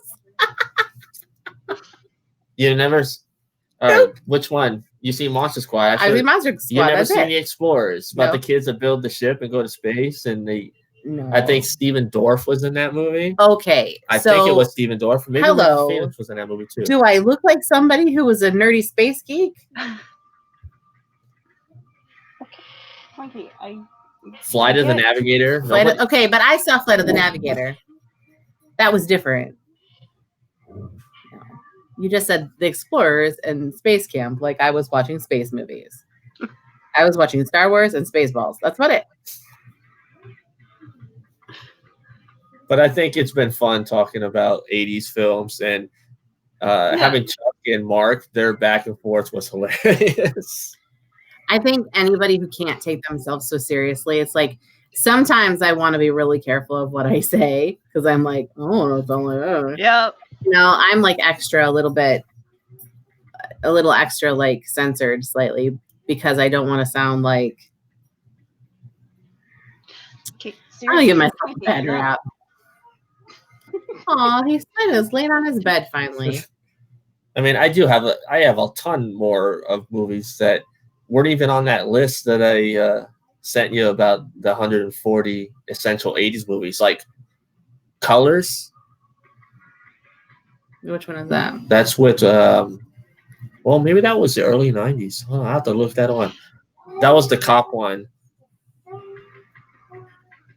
Might have been. I mean, I think my wheelhouse pretty much on 80s films is that, you know, the Breakfast Club kind of like 16 Candles. It was a Hughes Dynasty kind of thing for me, I think. And I think maybe a lot of movies that were kind of in that vein in that time. But there were also movies that I was watching because somebody in my house was watching them. And, you know, I mean, I think it's different. I think it's different now because we sought them out later on, maybe. Yeah. And for me, it's always been like the strange movies. Like, I love Tim Burton movies. And one of my favorite Tim Burton movie is Big Fish. And I will always love Beetlejuice. Because it's just bizarre. Edward Scissorhands. Yes. I think like before it got really weird. Like because Beetlejuice and Edward Scissorhands were like my go-to 90s movies too, I think. Like when I was younger. Maybe not necessarily like in the 80s, but they were movies that I loved to watch as I got older. Because then I started getting a lot more of the humor, and I was like, I got that joke now. But I didn't get it when I was 9 or 7. Yeah. But we tend to hold dearly to those movies for whatever reason we identify with characters. So like I really felt like Edward Scissorhands a lot, you know, like people just didn't get it. Yeah. And but some of the other stuff though, like was a little weirder than I was ready for, I think. Big Fish was good, but I think you had to watch it multiple times to really understand it. That's the one with Ewan McGregor, right? It was, Yeah. I didn't feel like I understood it the first time, so I kind of, after watching it another time after that, I think I understood it better. Yeah. It was a good movie. It was a beautiful movie. Like, And cinematically. it's was one of those Yeah. movies where like it has like all these different celebrities that kind of pop up. And I love those kind of films too, like Mars Attacks, where it's like all these celebrities just show up just to make a really bad film, but I love it. But it's fun. Like, I think like you talk about it being a bad film, but it was a fun film. So like Yeah. those movies, I think they have a place in our hearts too, because it was just fun. Yeah. I think we get too serious about a lot of stuff. Like it, you know, like everybody's like, well, you know, cinematically, who cares? It was fun. Yeah. I mean, that's why we go to the movies. That's why we you know, love the movies, is so that we can escape and have fun. Yeah. Yeah, I think that's why people that love the action movies of the 80s, you know, whether it was an Arnold Schwarzenegger movie like Predator or Commando, or you know, Steven Seagal, or you know, Jean-Claude Van Damme with like Kickboxer or Bloodsport. But I love those films too. yeah, I mean, the 80s had like everything. They definitely Well, had something for everyone though. And I think that that's kind of what they were going for, though. I think that's why it kind of like spanned this enormous like length of time and space, because they love they love talking about other decades in those movies. Yeah. Like, so all of those movies were set in a time period, a lot of them were set in a time period before. And so they were rehashed and reimagined in the 80s, which I think is great, because it gave us kind of a picture of a time when we didn't live. But I liked Did Lord of the Flies come out in the 80s, the movie, or the 90s? I don't know. Ed River Lord of Phoenix. the Flies. That's a good question. Wish I had my phone. I think that movie did come out in the late 80s. 87, 88, maybe. 1990. 1990? Yeah. Well, Okay, I guess it depends. Because River Phoenix, Johnny Depp was the owner of the Viper Room when he passed away. Yes, Run of River Phoenix's last movies. But I think that was right around the same time I was starting to love like Leo DiCaprio and Johnny Depp. Like, I love Johnny Depp in Crybaby. I thought that movie was great. But it was also like 21 Jump Street, you know, Johnny Depp, as opposed to What about Nightmare on Elm Street, Johnny Sweeney Depp? Todd. You know, like, When he was just the boy next door. Yeah. dude, but see, there's a testament to the different kinds of roles and how seriously he decided to take them. Like, I think the last time it wasn't above, like, over the top, I felt like was kind of Edward Scissorhands. I felt like it was a very, even though he was wrapped in leather and he was painted white and he had scissors for hands, I think that was the last time that it was a truly like human role where he wasn't tapping into some I don't know. I kind kind of liked his role in From Hell. That Okay. was Yeah, that definitely like very human-esque. It was a pretty well, good movie too. I did like that one too. And guess I Sleepy forget Hollow. that. Sleepy Hollow and From Hell kind of end up being kind of like they bleed together. because of the time period.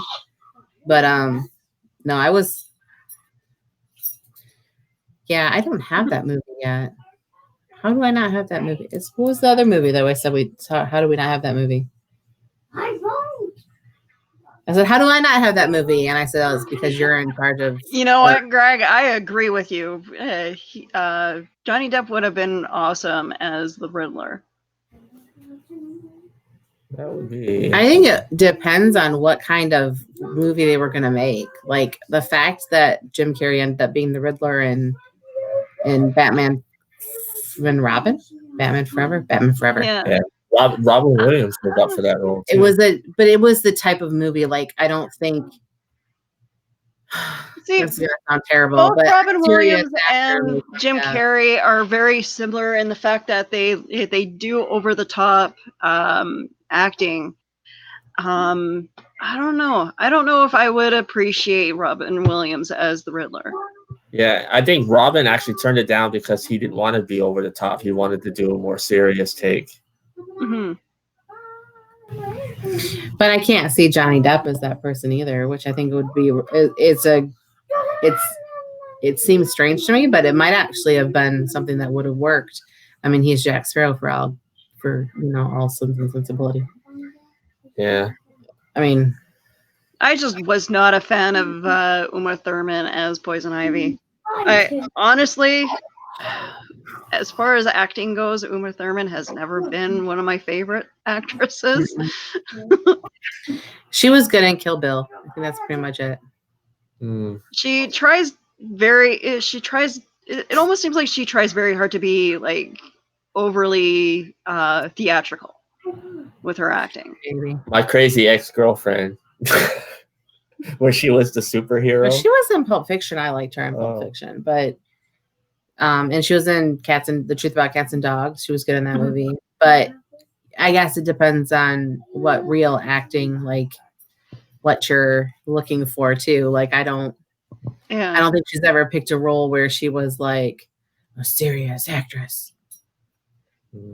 Sorry. I mean, she was in Paycheck with Brain. Mel Gibson? No, no, the other Paycheck. That's Payback. Payback. Oh, okay, sorry. Payback or Paycheck? Paycheck was Ben Affleck. Paycheck. Okay, yeah. Paycheck was Ben Affleck. Sorry. Payback was Mel Gibson. Thank you. And sorry, I have my husband speaking in the background, so it's I get him screwed up every time. Brian's checked me on that a couple of times before too. Yeah, but yeah, no. I think it depends on what role who she's teamed up with, as well. I mean, amazing actors can make you look really good. You know, like you brought that up though with like Dirty Dancing. Like I don't really think Jennifer Grey's all good actress, but I don't think she's a good actress either. That's why she disappeared and got a nose job. I mean, like I think she played a very specific type. She played the same person in Ferris Bueller's Day Off that she played in Dirty Dancing, and I'm not highlighting her as the greatest part of that movie ever. I don't know. I think I liked her in Ferris Bueller's Day Off as the suspicious sister, and just tired of his crap. Because I mean, like we've all been there with our siblings. If you're a big sister in any way, shape, or form, like I think you understood. Yeah, but I don't think she was like, there were other things that were so much better. In Dirty Dancing, I'm sure there was lots of other women that they could have chosen to play that role. If you have Netflix, I suggest watching the Movies That Made Us. Okay, yeah. It's from the same people that made the toys. Yeah. So the movie one, they have a Dirty Dancing episode. They have a Die Hard episode, Ghostbusters, and a couple others. I'm drawing a blank. Yeah, I'm drawing a blank. But it's really cool. They talk about Jennifer Grey and Patrick Swayze and how they had arguments and how like he didn't want to lift her, and then they talk about the commitment he had because he the scene at the end where he jumps and lands, like he hurt his knee and he was wanting to keep doing the thing until he felt like it was right, even with a hurt knee. So that's a really good behind the scenes documentary. But I think though, like the movies that made us is like those movies that stood the test of time through the 80s. I think like we do seriously still Fast Times at Ridgemont High. that we still hold true to a lot of those movies. Like I honestly like, you know, and then in the 80s and the 90s, I didn't think Keanu Reeves was nearly as good an actor as I think he is now. And so I think that Absolutely. you know, back in the days of like Romeo and Juliet and Growing Pains, I don't think Leonardo DiCaprio was nearly the actor he is now. You know what? I appreciate Leonardo DiCaprio now for for a lot of his newer roles. But yeah, it just when he started coming on becoming an actor, and I just didn't understand the obsession with him. His first major understand. movie was a Critters movie, but like he totally ignores that. It's in his discography, so you can't ignore it. It lives on the internet. My favorite movie with him in it, this is so sad, is actually The Basketball Diaries. I don't think I've seen that one. He's a basketball player in high school, and he got hooked on drugs and ended up doing all kinds of things that, you know, and it shows a lot of like the stupor that drugs gives you. It's based on a book. Yeah. And that when a lot of the scenes in the movie were these like crazy fantasies he had while he was drugged out, and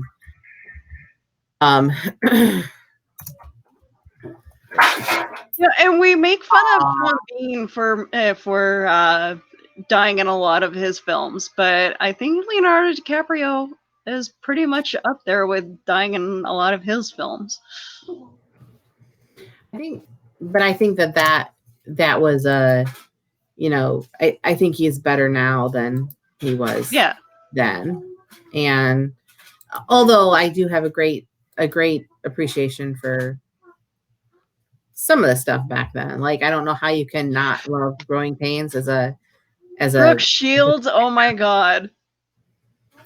That girl ruined my life. So watched that movie and went, well, I got nothing. And then the sequel was before a pre-Fifth Element, a pre-Resident Evil. What is her name? Mila Jovovich. Yeah, she was in the sequel. Jovovich. Which was basically the same movie. Again, no chance. She did really good in Cuffs. Oh, I like that movie. That was a cute movie. Yeah. It's funny because somebody said Fast Times at Ridgemont High, Phoebe Cates. I think the most beautiful thing about Phoebe Cates is because she was the girl next door. And so she looked like the traditional American girl. Love her. Exactly. And I brought that up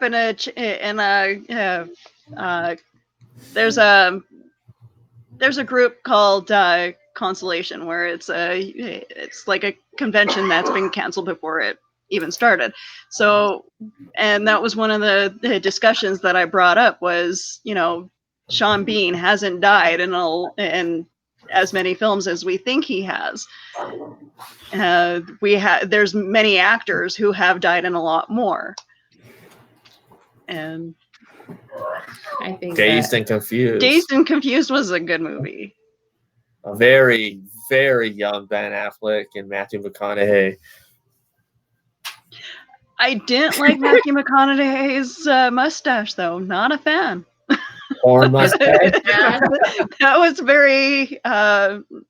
That wasn't even a porn stash. That was like creepy old man mustache. Now, okay, I like facial hair. I have no problem with facial hair.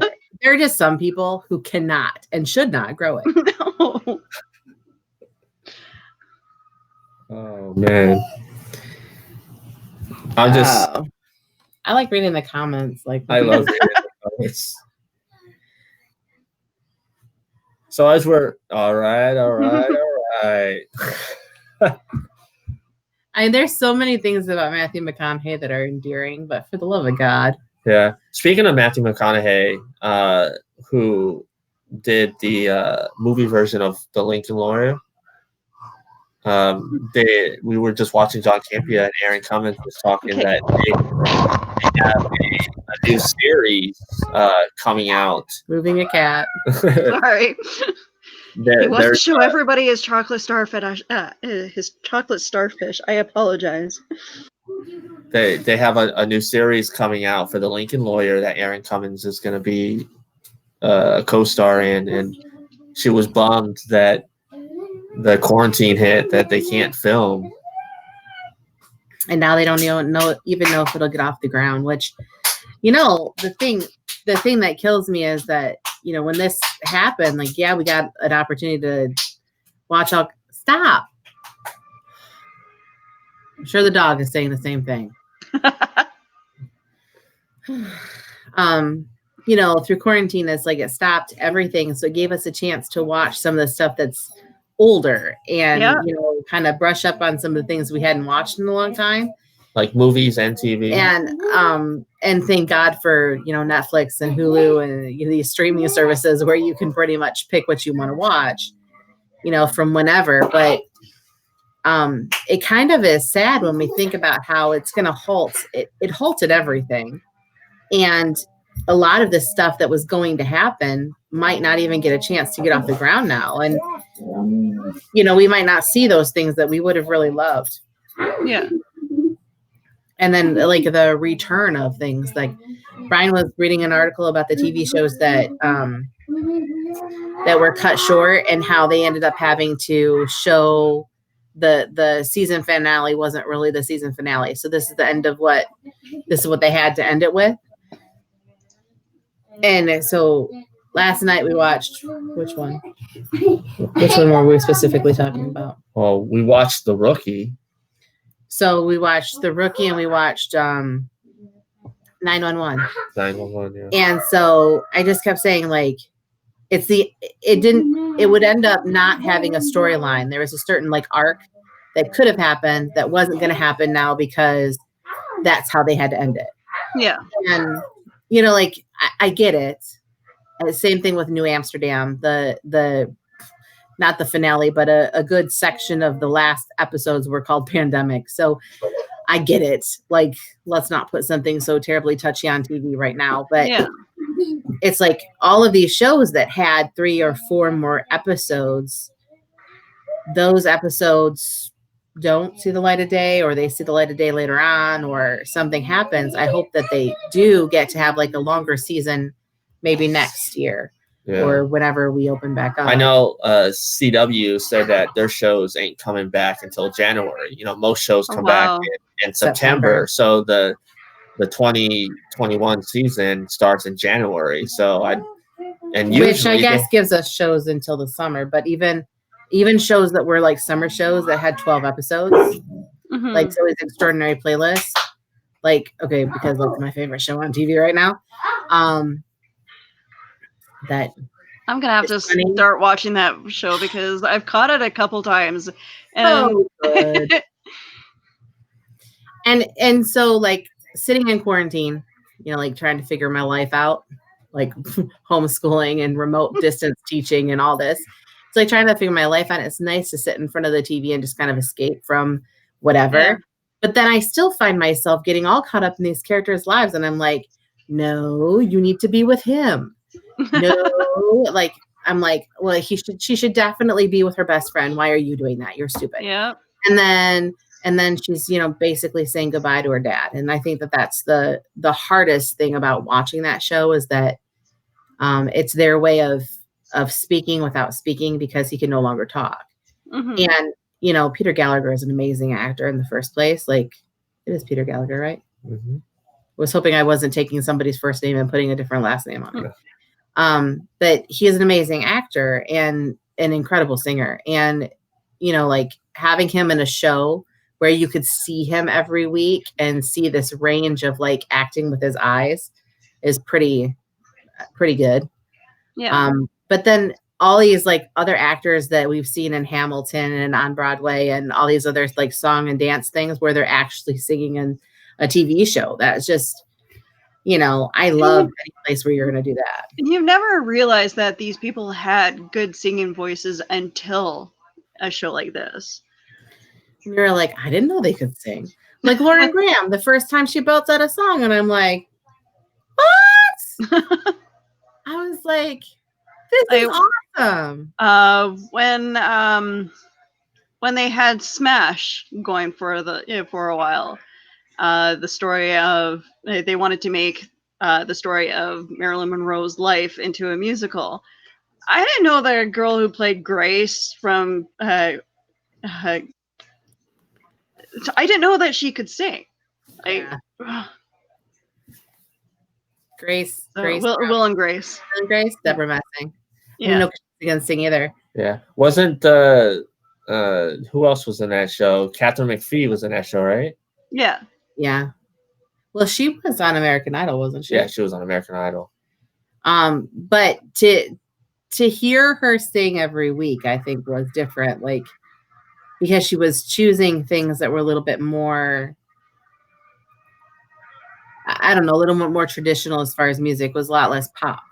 Yeah. And so hearing people sing those more traditional songs, I think kind of, I don't know, it just, I think it pulls at the heartstrings a little bit and you kind of get invested in the show. But I love shows where they can sing too.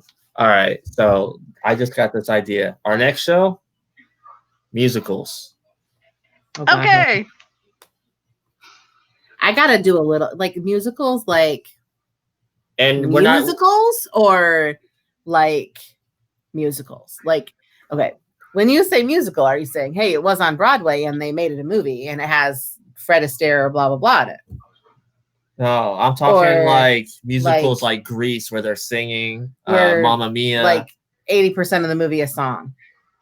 Musicals, yes. Okay. Sound of Music, you know, these are musicals.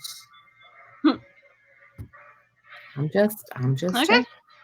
Because you know I'm gonna talk about Zoe's Infinite Playlist. That works. What was the mob ones though? Like where they're all singing? Like I love that too. West Side Story. Like I love West Side Story, but there's episodes of shows where they make the musical. Oh yes. Where you're like, wait, what? Buffy did. What is happening? Buffy did a musical one, yes. And then there's like stuff like Dr. Horrible and. That was so good. See, that's just it. Like having the writer strike when it did, like that just blew up the internet thing where, you know, people went to the internet to entertain people. And if it wasn't for the writer strike, we wouldn't have Dr. Horrible sing-along blog. And Felicia Day wouldn't have, you know, exploded the way she did. True. With her stuff. And I think that a lot of the times, Guild was one of my favorite shows. Yeah, I liked her in Quiet. I gotta watch her show then. What was it again?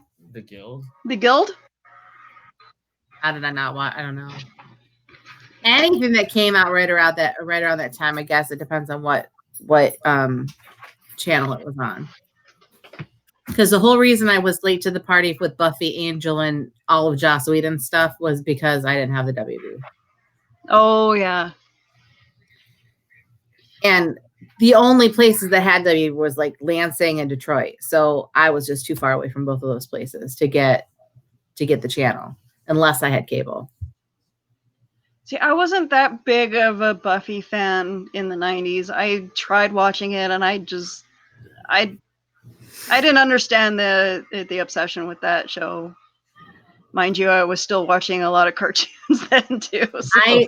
I loved the Buffy the Vampire Slayer movie with Kristen Swanson in it, though. Yes. So, like, it had Luke Perry in it, and I was on, Paul Rubens. Oh. His death scene is amazing. Rutger Hauer was in that movie too, and so was Donald Sutherland, and so you have a lot of really like older characters that you knew from lots of other things that made it like it was just I just like I like the movie. It was funny though when that movie first came out, people didn't recognize that it was Pee Wee Herman because he had the beard and because he looked like a human. Well, and then him being in the Three Ninjas as well as around that time, that like lots of people are like, has he portrayed anything other than Pee Wee Herman? Yes, he has. Well, and then because Pee Wee Herman was like was a character that kind of spanned all of pop culture. It's and like so Elvira. They didn't know. He's like the male version of Elvira. Like, they know the character better than they know the actor that plays them. Yes. Yeah. And the character has taken on a whole personality of their own as opposed to. And then when they show up as, themselves and on talk shows or whatever, people don't recognize who they are until they actually do the weird voice or they put a picture side by side. Yeah. Because and this is funny because like I laugh because Elvira, because she always looked so good with everything that was so dark and this like insane makeup that she was just made up like she was a whole nother person. So when you see her as a strawberry blonde and then you're like, yeah, what is that? Like you can't even imagine because it's so different from who they portrayed on TV. Exactly. Yeah. But on that note, like I said, the next time we go live, we'll do musicals. All right. That sounds like fun. All right. Well, today was We're not going to do a top 5 though. Like we're not going to have to do that. Like we'll just have like things we want to talk about. Right. We'll just do that. Give me a stupid list and make me stick to a number. But I enjoyed talking about the 80s and we could have gone on. There was just so many right now that we can probably think of that we didn't talk about. Yeah. But once again, Willow, thank you for joining us. No problem. Rocking the Elvira. Thank you for donning the Elvira. And who was the cat friend that was joining us? That was my cat Twinkie. He's still trying to get my attention. He's like the cat in the Secret Life of Pets, where she teaches Gidget how to be a cat. I cannot think of her name right now. The big fat gray cat, and she's like, "Put your butt here," and knock this off the table. There's an 80s movie we didn't talk about, or Pee-wee's Big Adventure. Yeah, and actually, Cassandra Peterson, who portrayed Elvira, is actually in that film. As someone who actually looks like herself, right? Yeah. But her and Paul Rubens are like best friends because they worked on they were in the Groundlings with each other. So it's just funny to watch how you see their connections. It's like everybody says the 6 degrees of Kevin Bacon, but like if you thought about it, there's so much more to that than.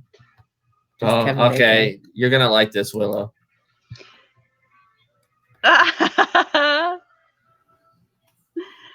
Thank you, Greg. Much appreciated.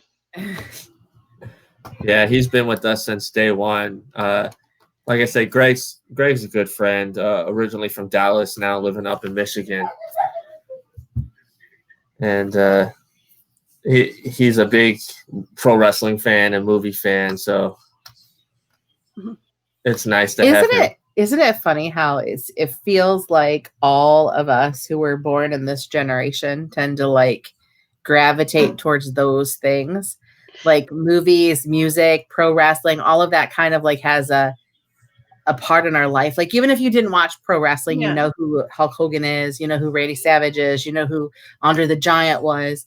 And so like you have this part of your life that you understand those things because they were such a part of pop culture. Like I think that our lives, like what I love is when people are like, "Oh, wrestling shouldn't be at Comic-Con," and it's like, yes, they should.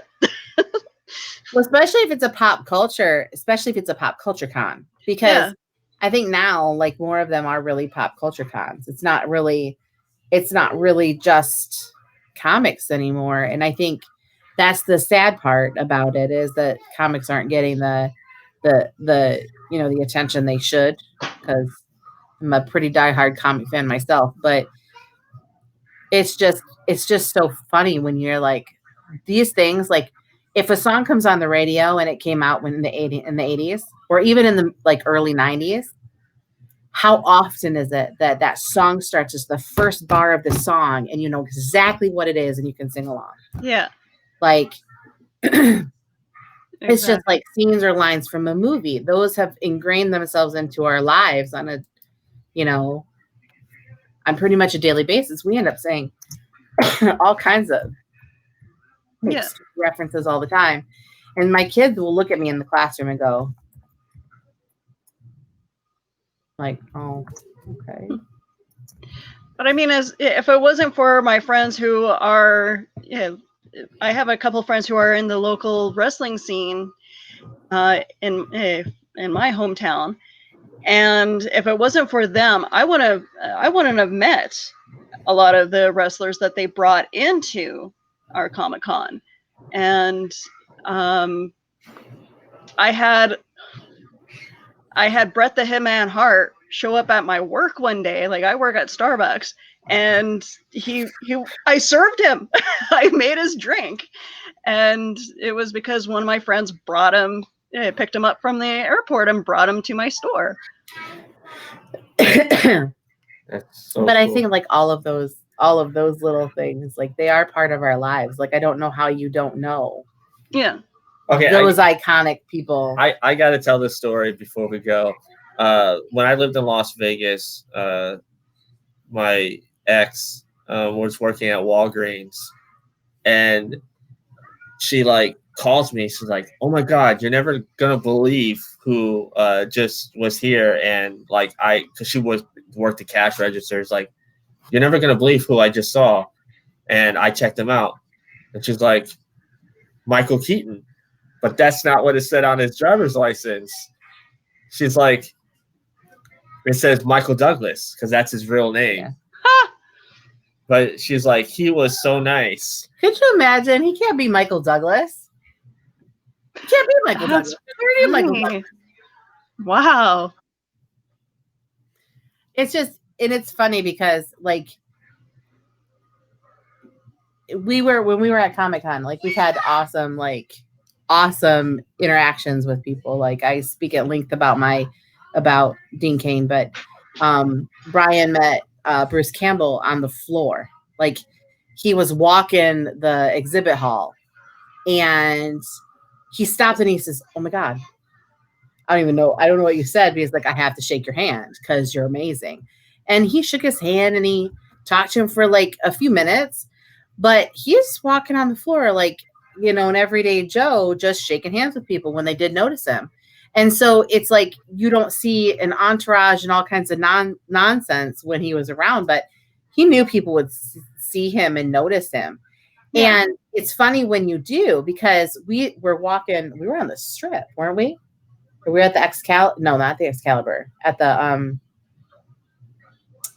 Caesar's Palace, I think.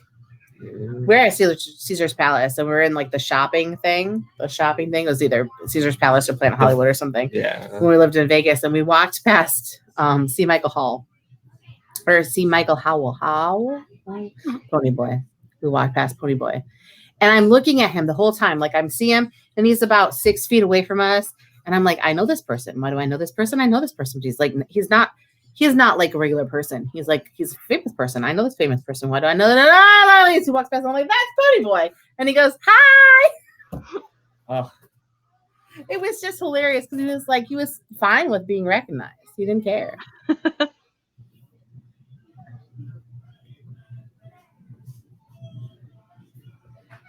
See, that's the one thing that I'm my wrestling figure collection.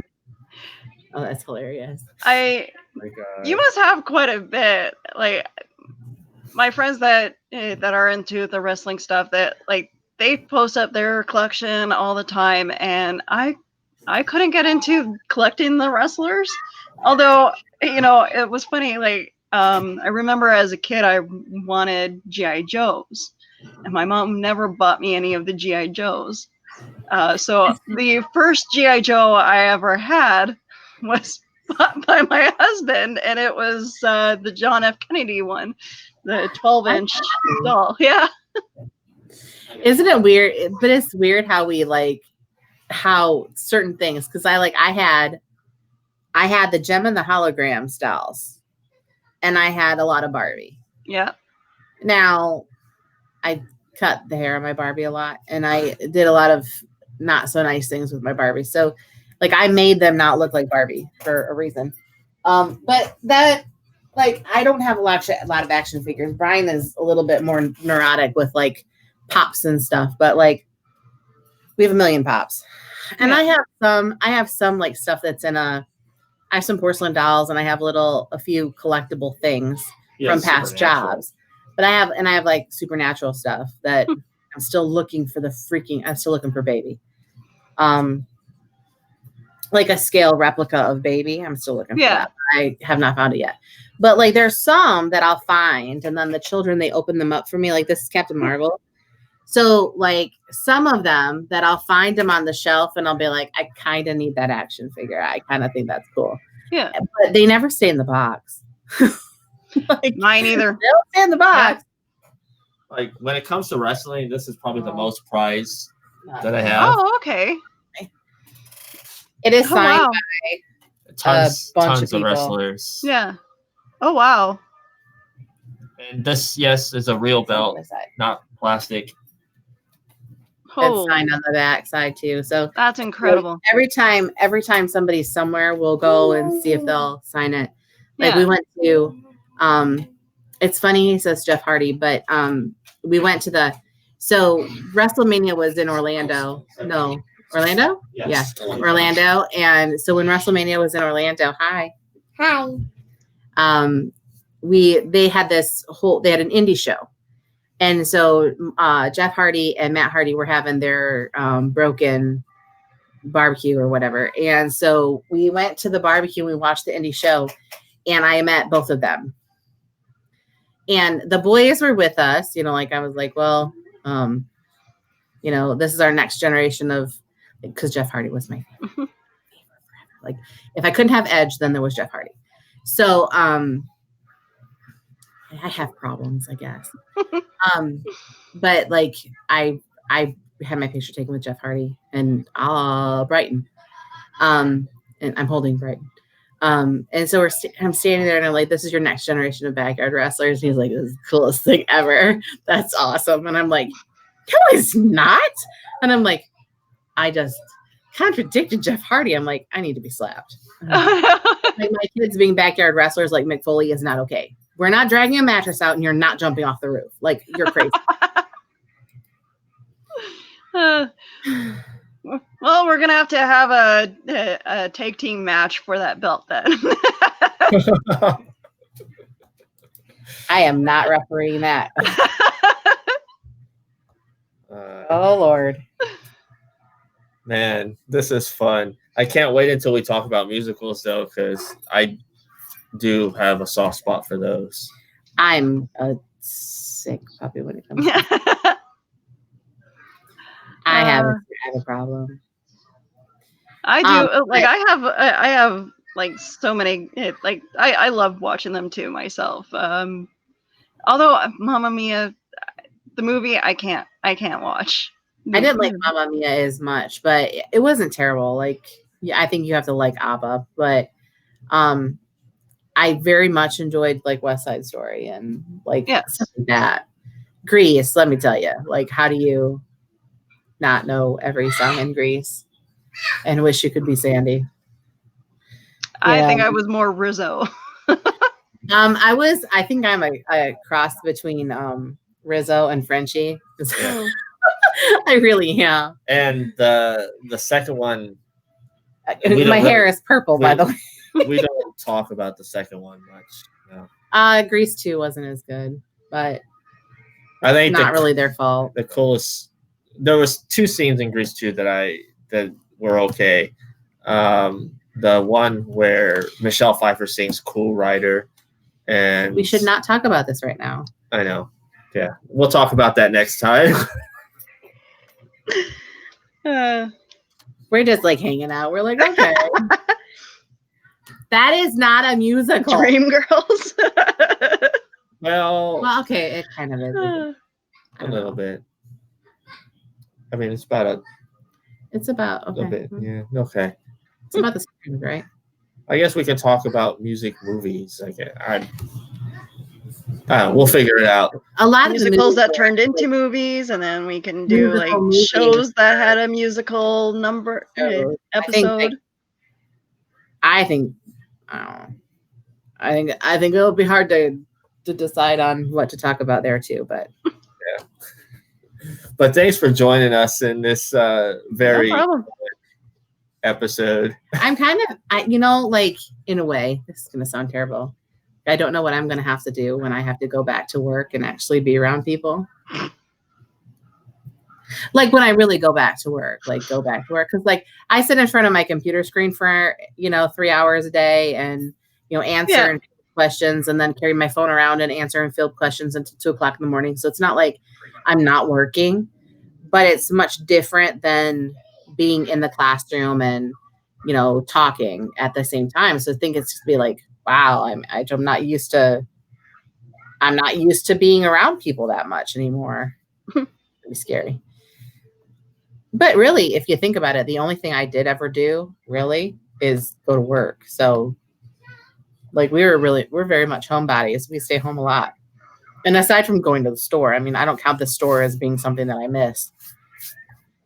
I didn't realize that I didn't realize that because I'm a very sociable person, I like going out, don't get me wrong, but I also had, during my month off of not being at work, I enjoyed it. I didn't realize that how much I actually do stay home and I'm going to stop the stream, but we can continue talking. Yeah.